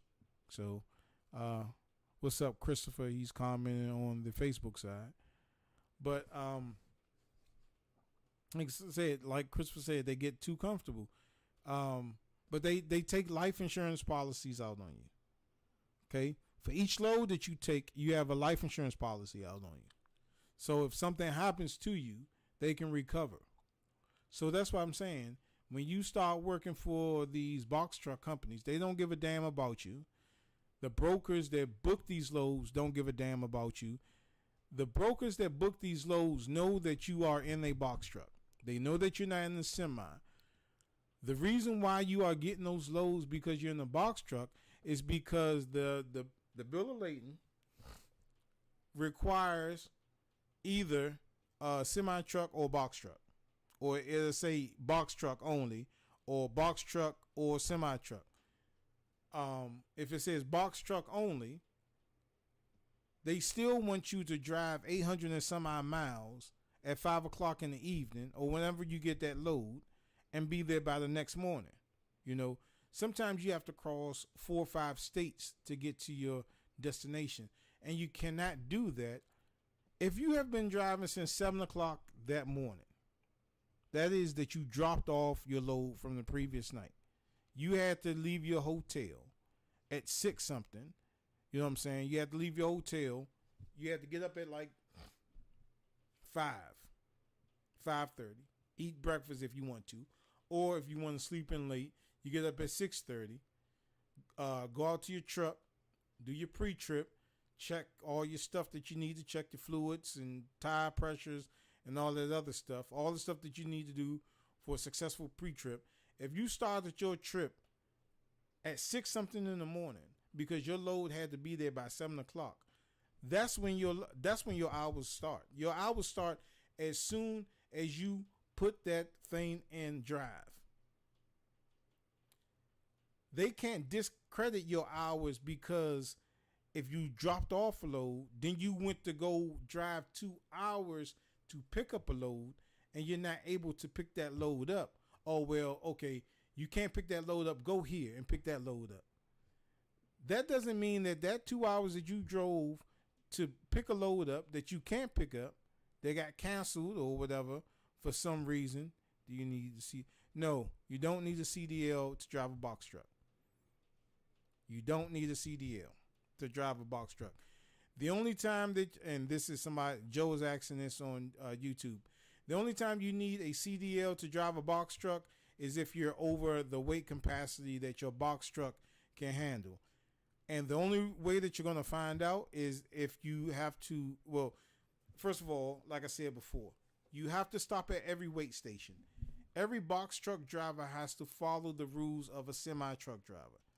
You have to follow the rules. You can, everything that they have to do, you have to do. As far as your log books, your ELDs, everything but get your CDL. Again, the only time that you need a CDL to drive a box truck is if you're carrying something over the weight. Say if your box truck can only support 8,000 pounds, 10,000 pounds, right? I think that's the max. And then you pull inside of a weight station or a scale and your truck is now 15,000 pounds, right? Then you're going to need a CDL because you can't drive that truck. Because you got to remember that load in that truck, you're not in a car. So you need to be trained on how to stop and when to stop if, you know what I'm saying, if you're in front of a car. While every situation, no, there's no exceptions. There's no exceptions at all. You have to follow every rule that the truckers follow. If this is what you need, again, this is what you need if you're driving a box truck. Now, listen to me carefully, Joe. This is what you need when you're driving a box truck. You need a trucker's GPS. That is a must because you don't want to rely on your phone. You can't use Waves and you can't use Google this or whatever. Those GPS apps that you find online, even those trucker GPS apps will not take you through the routes that you need to go. The reason why you need a trucker's GPS is because your box truck has a certain height, right? So, for instance, if you're driving in New York or Jersey and your box truck height is 13 feet 7 inches, right? This is why they don't allow you to drive on parkways, because a lot of parkways, when you're going through the underpasses, they may be shorter than 13.7. You may be going towards a bridge that the height is 12.7. So do your math. 12.7 and 13.7 equals a can opener. Because as soon as you go under that bridge, that whole top half is going to open up. So that's why they don't allow you to go through parkways. Expressways, bridges are higher. That's why they allow box trucks and truckers to go on that one. But you cannot don't use that Garmin that you're using that you get out of Best Buy or Target. Where you want to get this, you don't even want to get this off of Amazon. I wouldn't even trust Amazon or eBay for a trucker's GPS. I would go to a trucker stop. I would go to a Love's, a Pallets, a Flyers. You know what I'm saying? Somewhere where they sell trucker apparel, where they sell Also, you need a vest. You need to be wearing a vest at all times. Yeah, you don't use your phone. And this is Joe Axon over on YouTube. You cannot use your phone. Don't use your phone, man. Because, like I explained in the earlier story, I was in New York and I was using the phone app because I didn't have a trucker's GPS, and my phone took me to a box, to the Lincoln Tunnel.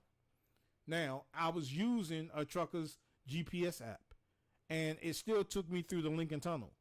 And before I even went through the underpass of the Lincoln Tunnel, there was an officer sitting there because I guess she knew they sit there because these box trucks always drive up there. And she was like, no, you can't go there. You can't fit under there. And she directed me to get off of that street and go to the side street where it was a little teeny tiny street with cars parked on it. And I had to maneuver a 32-foot box truck through that little teeny tiny street. So you want to get a trucker's GPS. You also want to get a trucker's headset. Oh yeah, she saved me. You want to get a trucker's a headset. What that is, I'm quite sure y'all seen them, and I thought they was goofy for wearing these things. They're the headsets that only have one earpiece, and it has that long microphone knob. What those are noise canceling headsets, right? So when you're in a box truck, the sound of the engine is real loud. And when you're talking on your phone, if you're using your AirPods or whatever, you're still going to be yelling to hear the person. The person is going to be yelling because they can't hear you.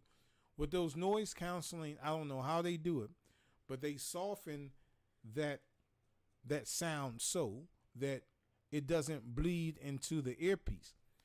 You see these headphones? Well, I know you can't see them because I poor lighting in here.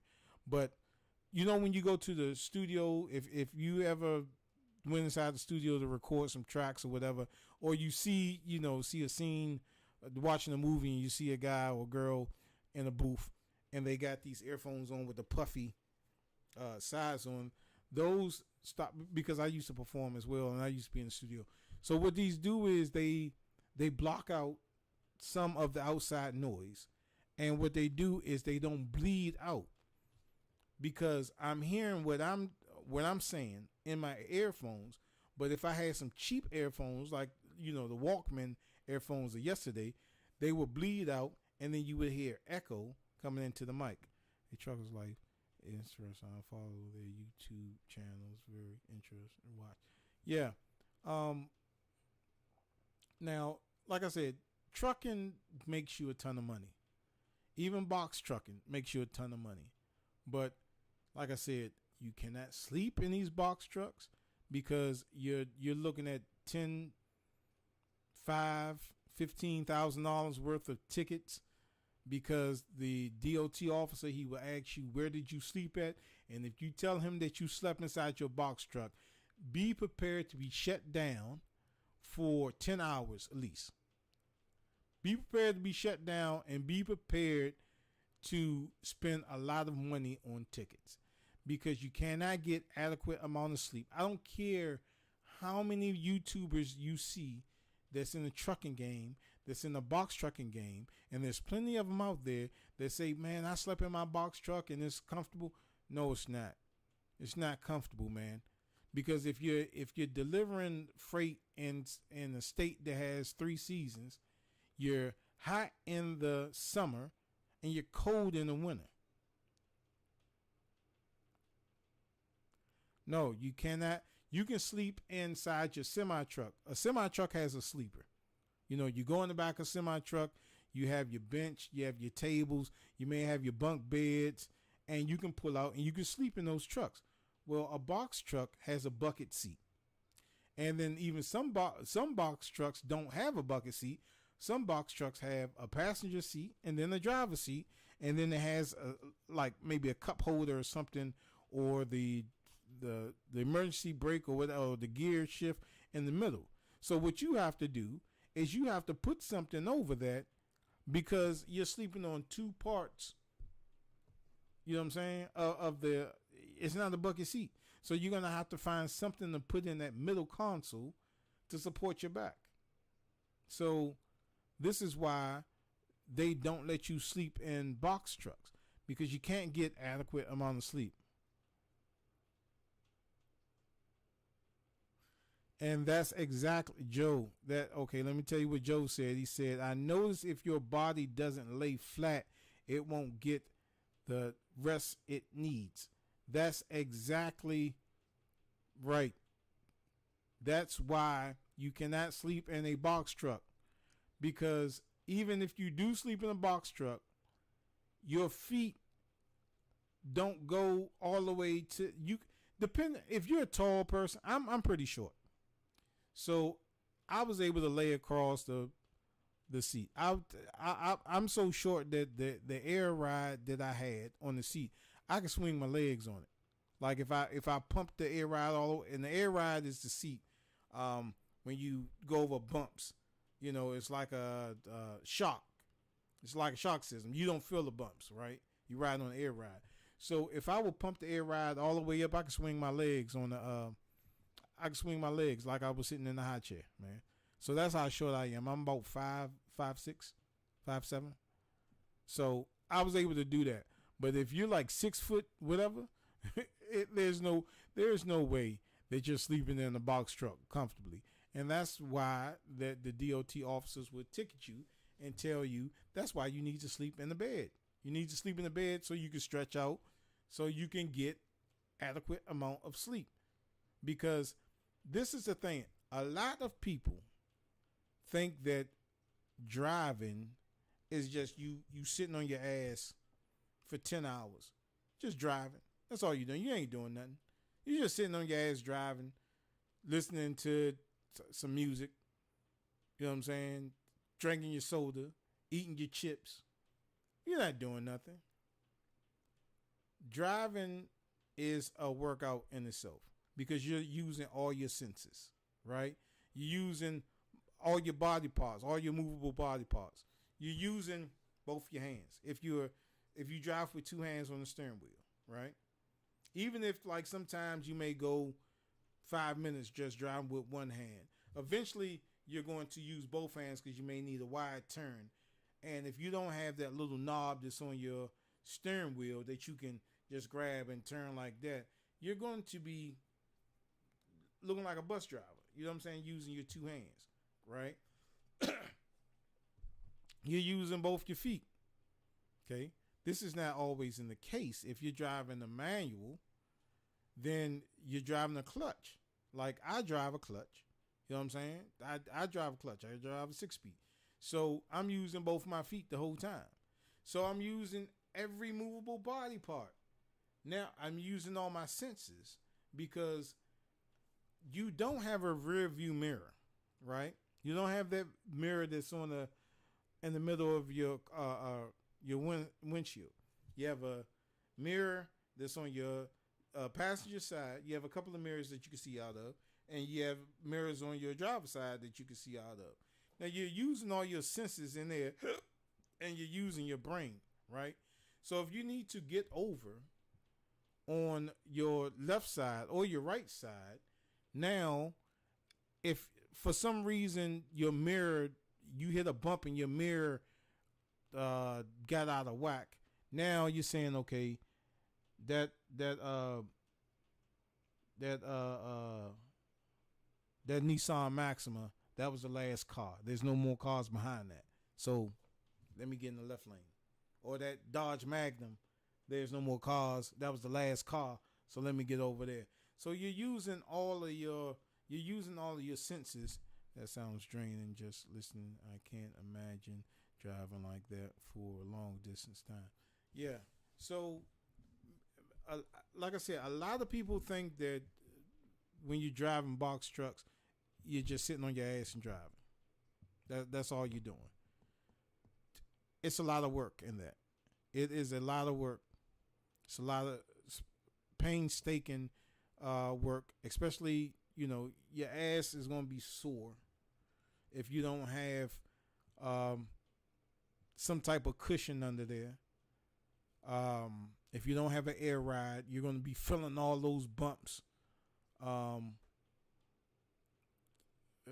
You may get violated. You know what I'm saying? Like some of them bumps may hit hard. You may go, woo. You may sound like Little Richard hitting one of them speed bumps. And I'm telling you, it's not for everybody. Driving long distance, driving 8 hours. Some people can't do it. Some people can't even drive 2 hours without being exhausted. You try driving 10 hours.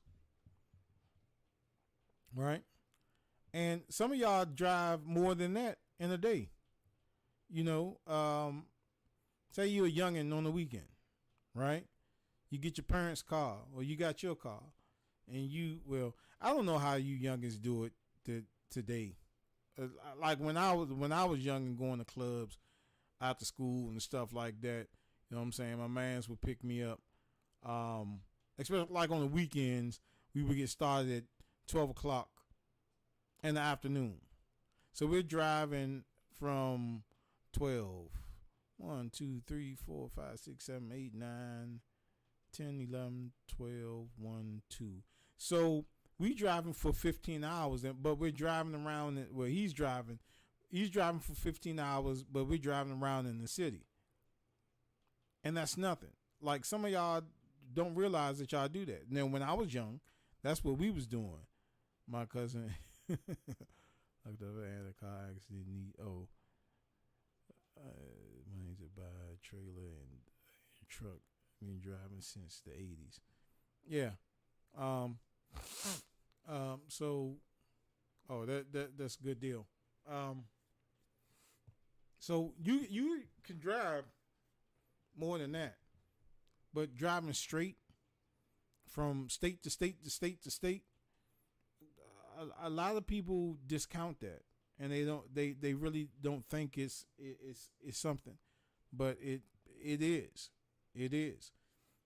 Try driving from Jersey to Florida, and I'm used to driving from Maryland to Florida, but driving from Jersey to Florida, how about driving to Baltimore to Ohio to California, back from California to Maryland. And I'm gonna tell y'all a scary story. I think when I was driving to California, I think I was going through, I forget what it was, because it was the one time that I drove to California. You have to go through Arizona and Texas or something like that. But I forget what route I was on. But it clearly says, get gas before going on this road. This is the last gas station. So I'm on full. Well, I'm on now, so I'm one notch from full. So I'm like, I don't need that shit. I drove that whole road through Arizona or Texas or whatever that road is. I drove that whole road, no gas station. And I'm looking at my gas, the little thing, and now it's half. And there are no gas stations within miles. Then next time I look, I'm one notch before E.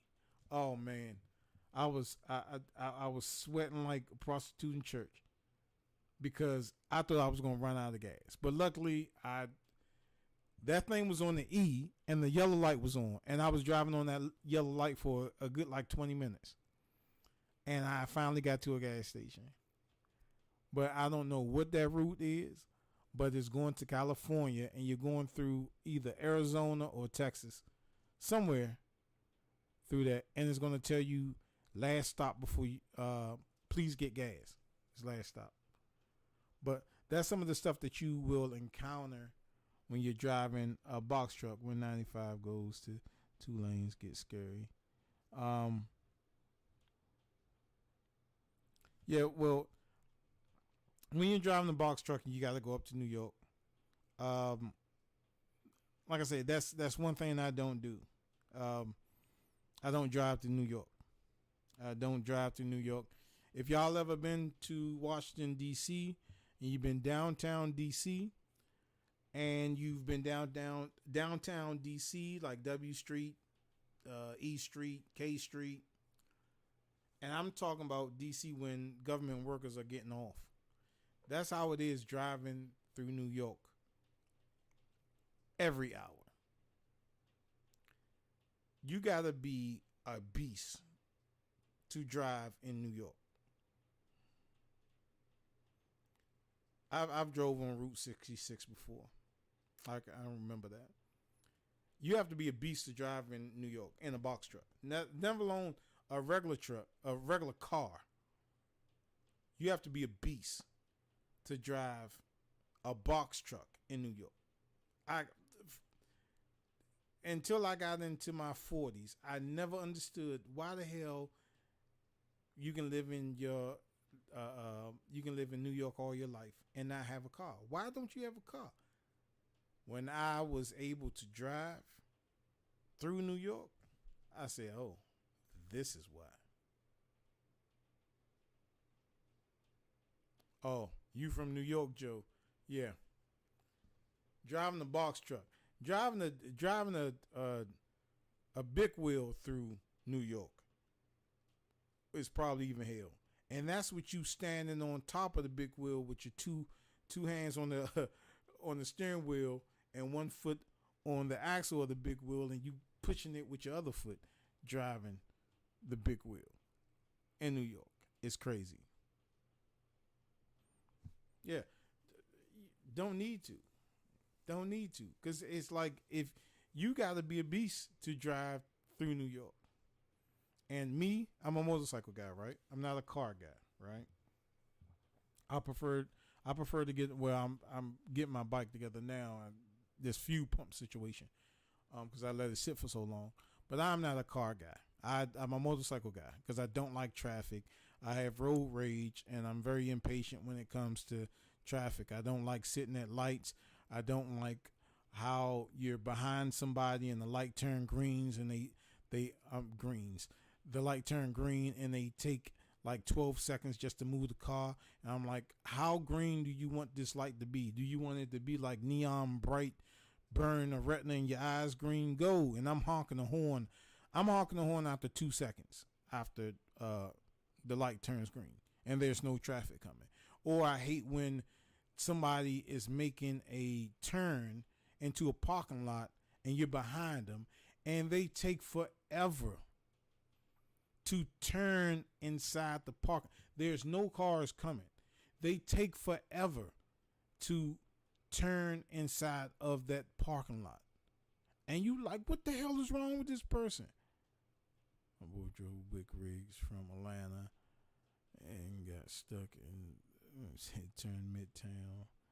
Said it took him a while to get through it. Yeah.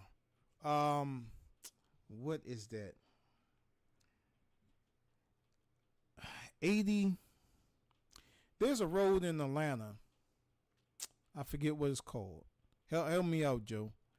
There's a road in Atlanta. I think it's 86 or 85 or 81 or 70, something like that. But there's a road in Atlanta that people that work downtown Atlanta leave their house an hour and a half early, because when you get on that part of the beltway, you're just stuck.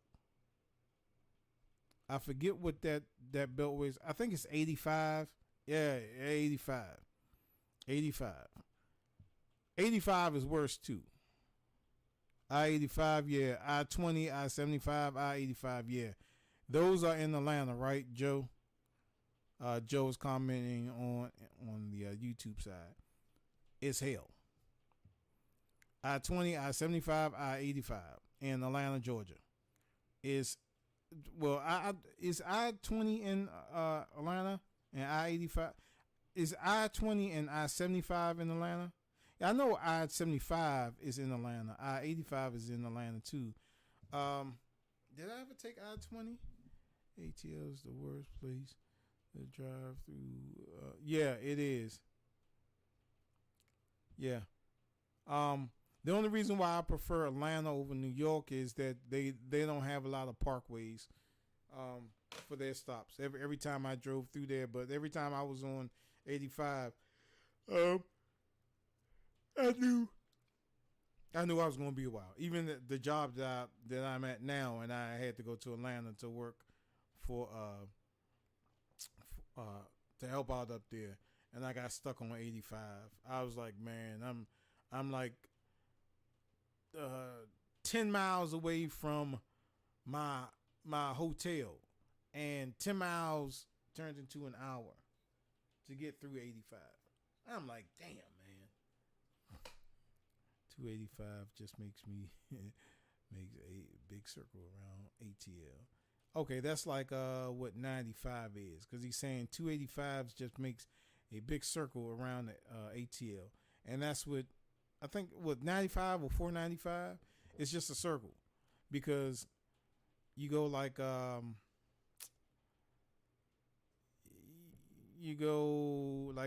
if you get on Pennsylvania Avenue, on the Beltway on Pennsylvania Avenue, then you get to that split where you can go Silver Spring, Baltimore. You take Silver Spring and then keep driving. Then you come up to another split where you could take Rockville or Virginia, and you take Virginia exit. That's on the left-hand side. All of these are on the left-hand side, and it's just a big circle. You can circle that all day long. Yeah, it's 495. 495, he's saying, is just like 285. So, yeah. But, yeah, box trucks, man. Box trucks. Just don't, I'm telling you, CRST is the worst, okay? And Bilal Hollister, that's the owner of Trusted Miles Transportation, he is the worst. Because like I told you in the previous story, he thought I can use my BOL as an ELD to show the cop how long I've been driving. Well, it's just simply wrong. So CRST and Bilal with Trusted Miles Transportation are the worst two companies to work for that I've ever worked for. CRST, let me make sure that I'm saying that right. CRST.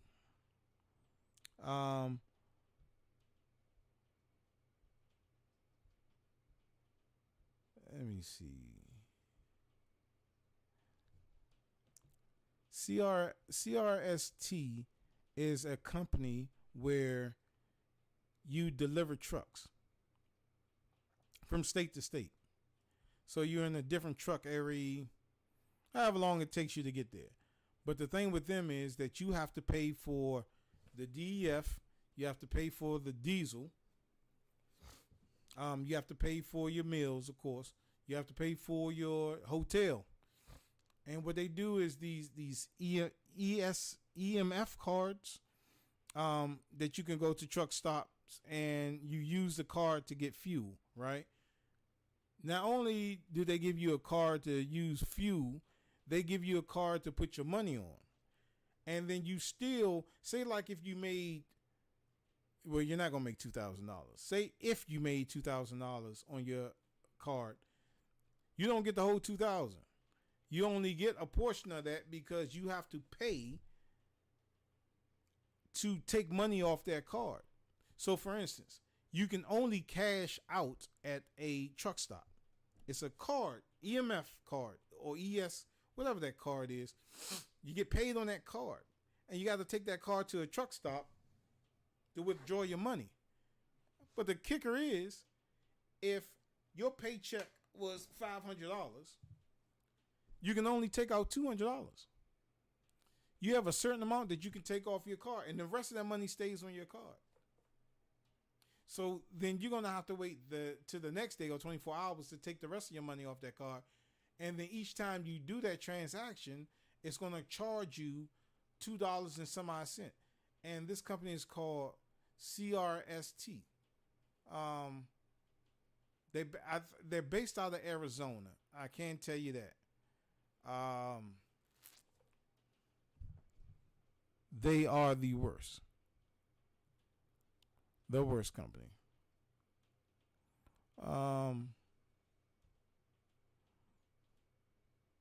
Let me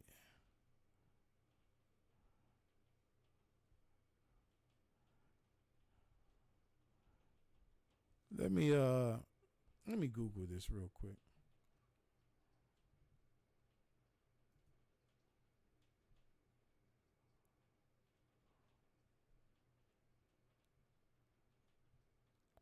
CRST.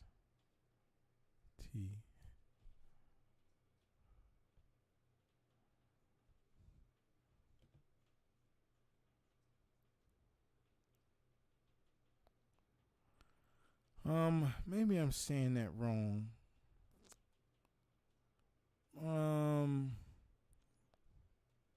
CRT. Is it CRT? CRT trucking.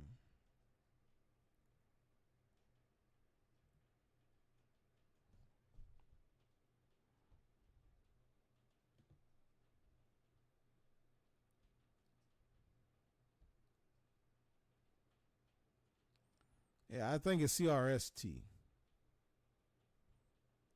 But they're on. You can find them on Craigslist. They're on Craigslist, and like I said, they don't. You have to pay for everything. You have to pay for the fuel to drop that stuff off, and when you drop their trucks off, they wanted a half tank, right? So you have to pay for fuel. You have to pay for everything.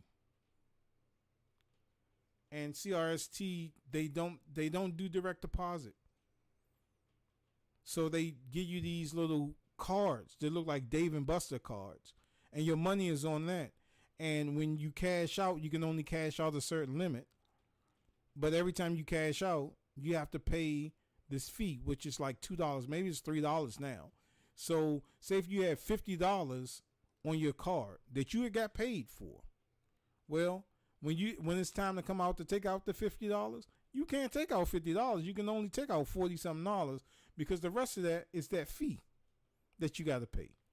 So you mean to tell me that if I worked all week and I got paid $500 for delivering all these trucks, and I can't take $500 out, I can only take $400 and some odd dollars out, not the whole $5?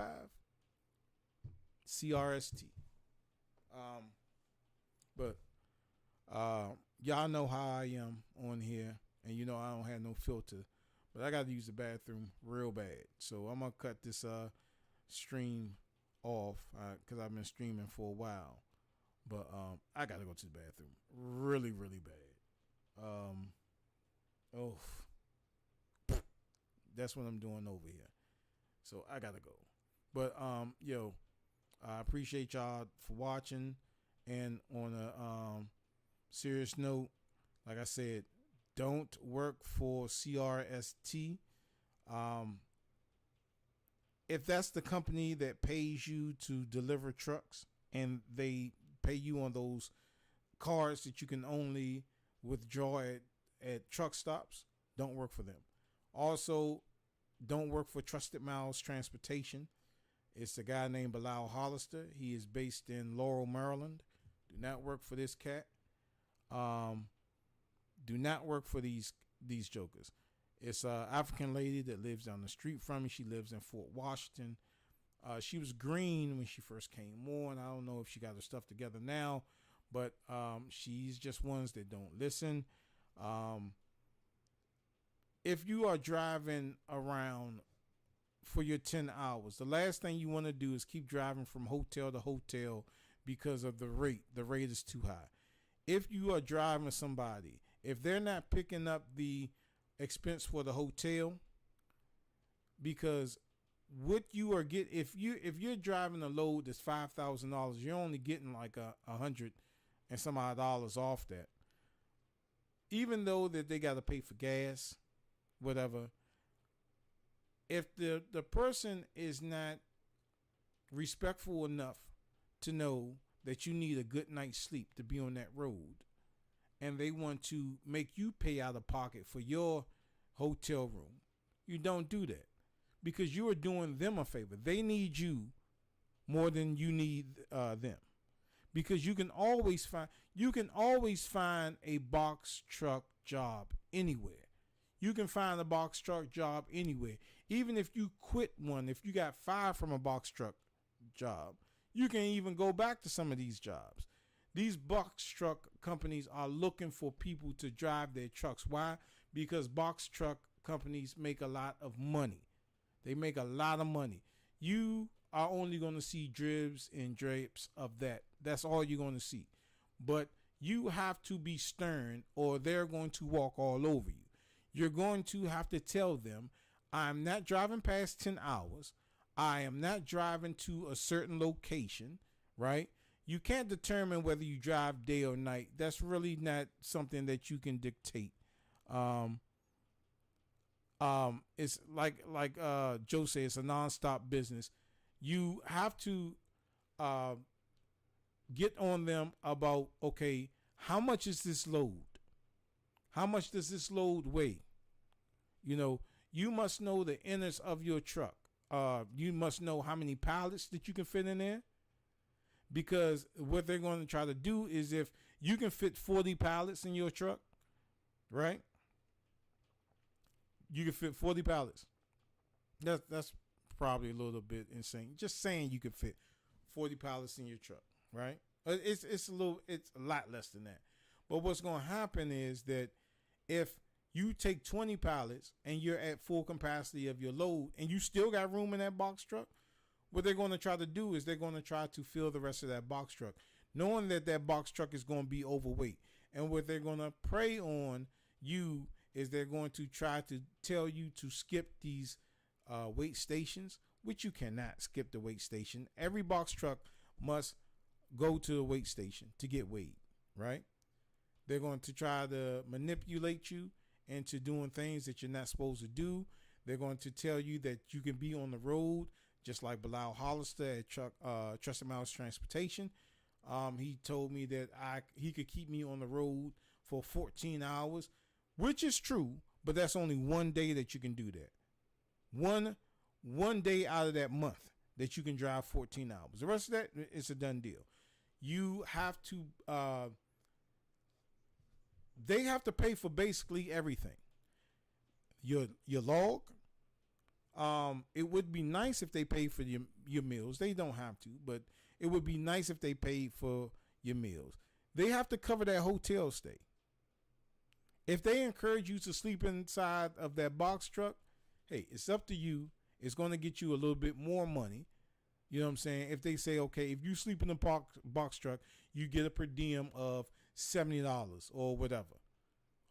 If you decide to do that and you're short enough to sleep inside of a box truck and you're not worried about it and you're able to get to a Love's or a Pilot in a amount of time so you can get a good parking space, then do so.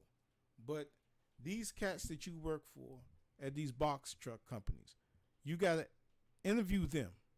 Don't let them interview you, because you have certain standards. Your life is worth more than that $2,000 check that you'll get at the end of the week. You cannot make it rain in heaven or hell, whichever one you are going to. Let's just be real.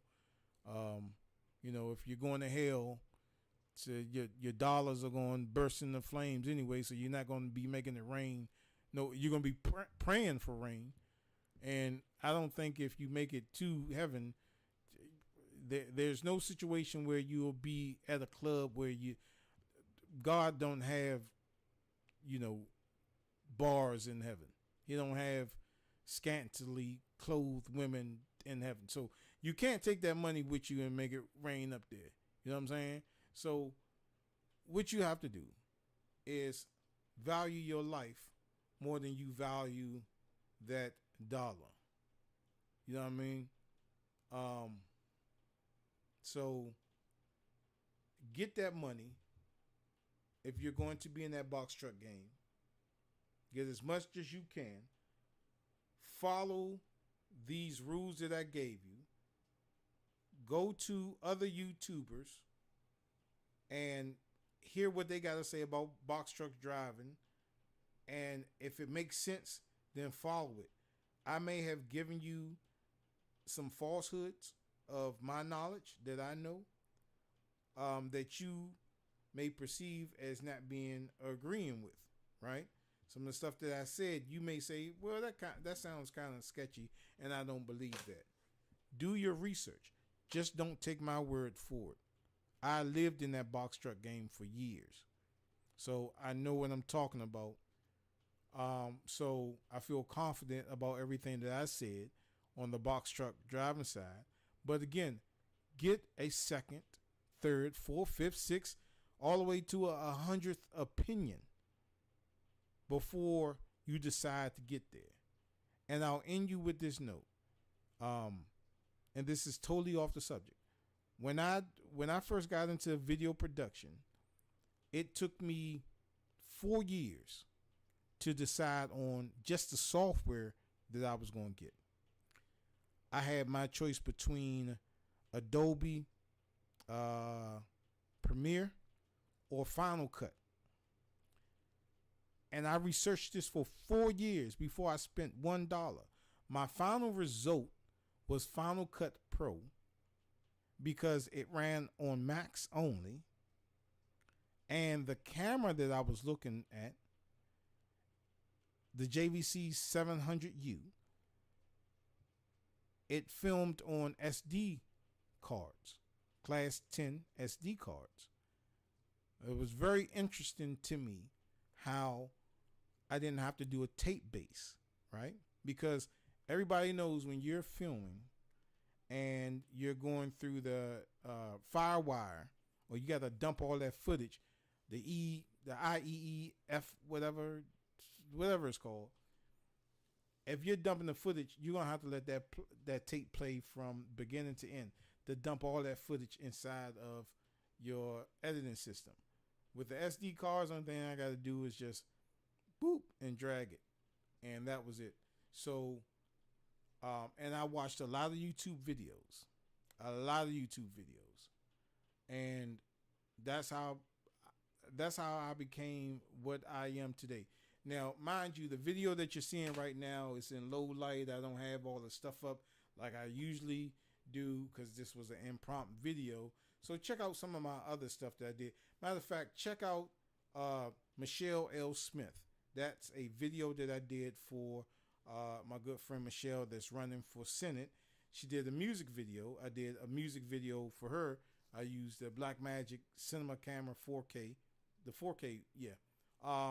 And I used DaVinci Resolve to do the editing.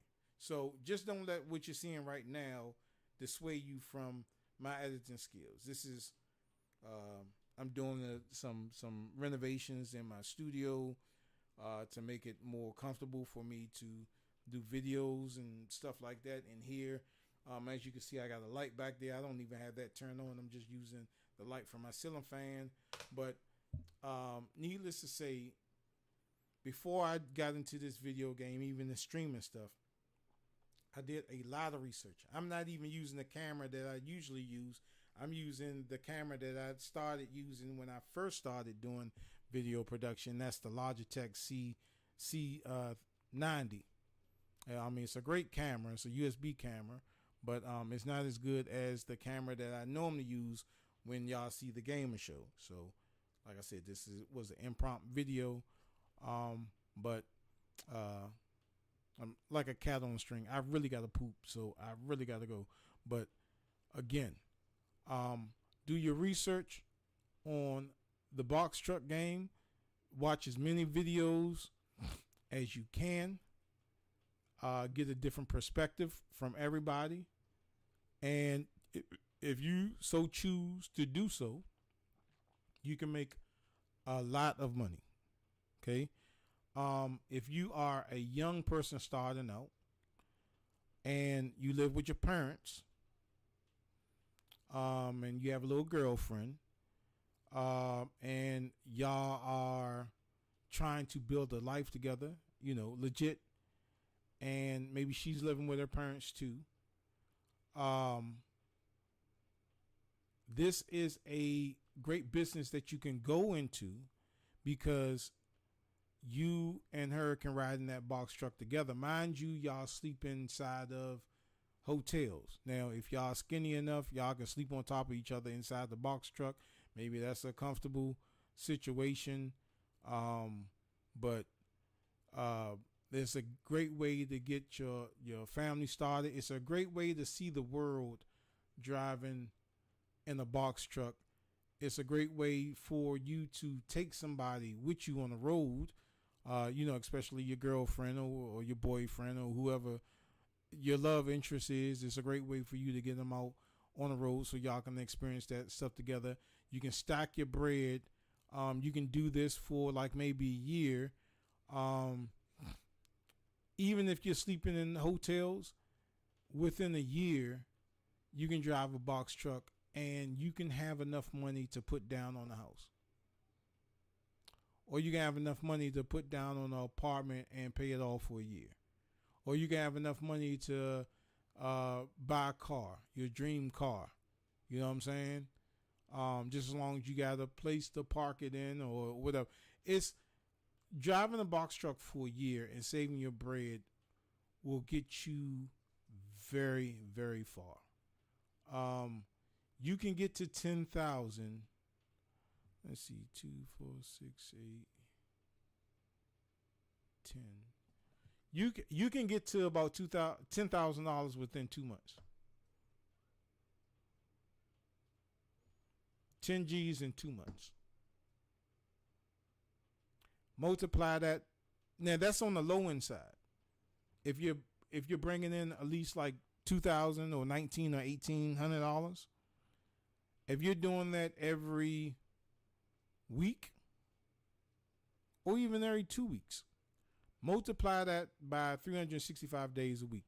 Somebody do that real quick for me. Joe, please do that quick for me. Or Christopher, multiply 1,800. How many weeks are in a year? Let's see that. Hey, Echo, turn volume up to 10. Echo, how many weeks in a year? 1 year is 52 weeks and 1 day.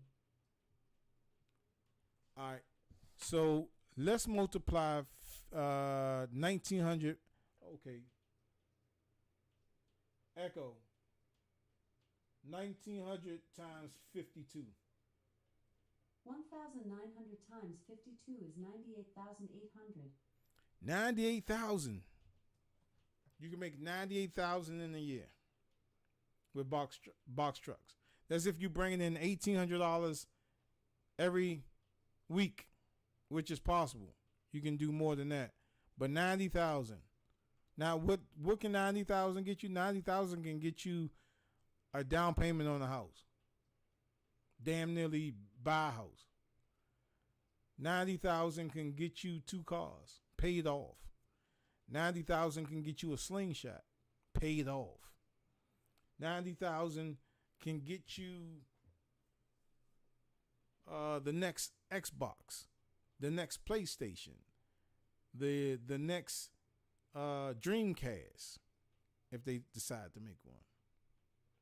So 90,000 you can do in a year of driving a box truck.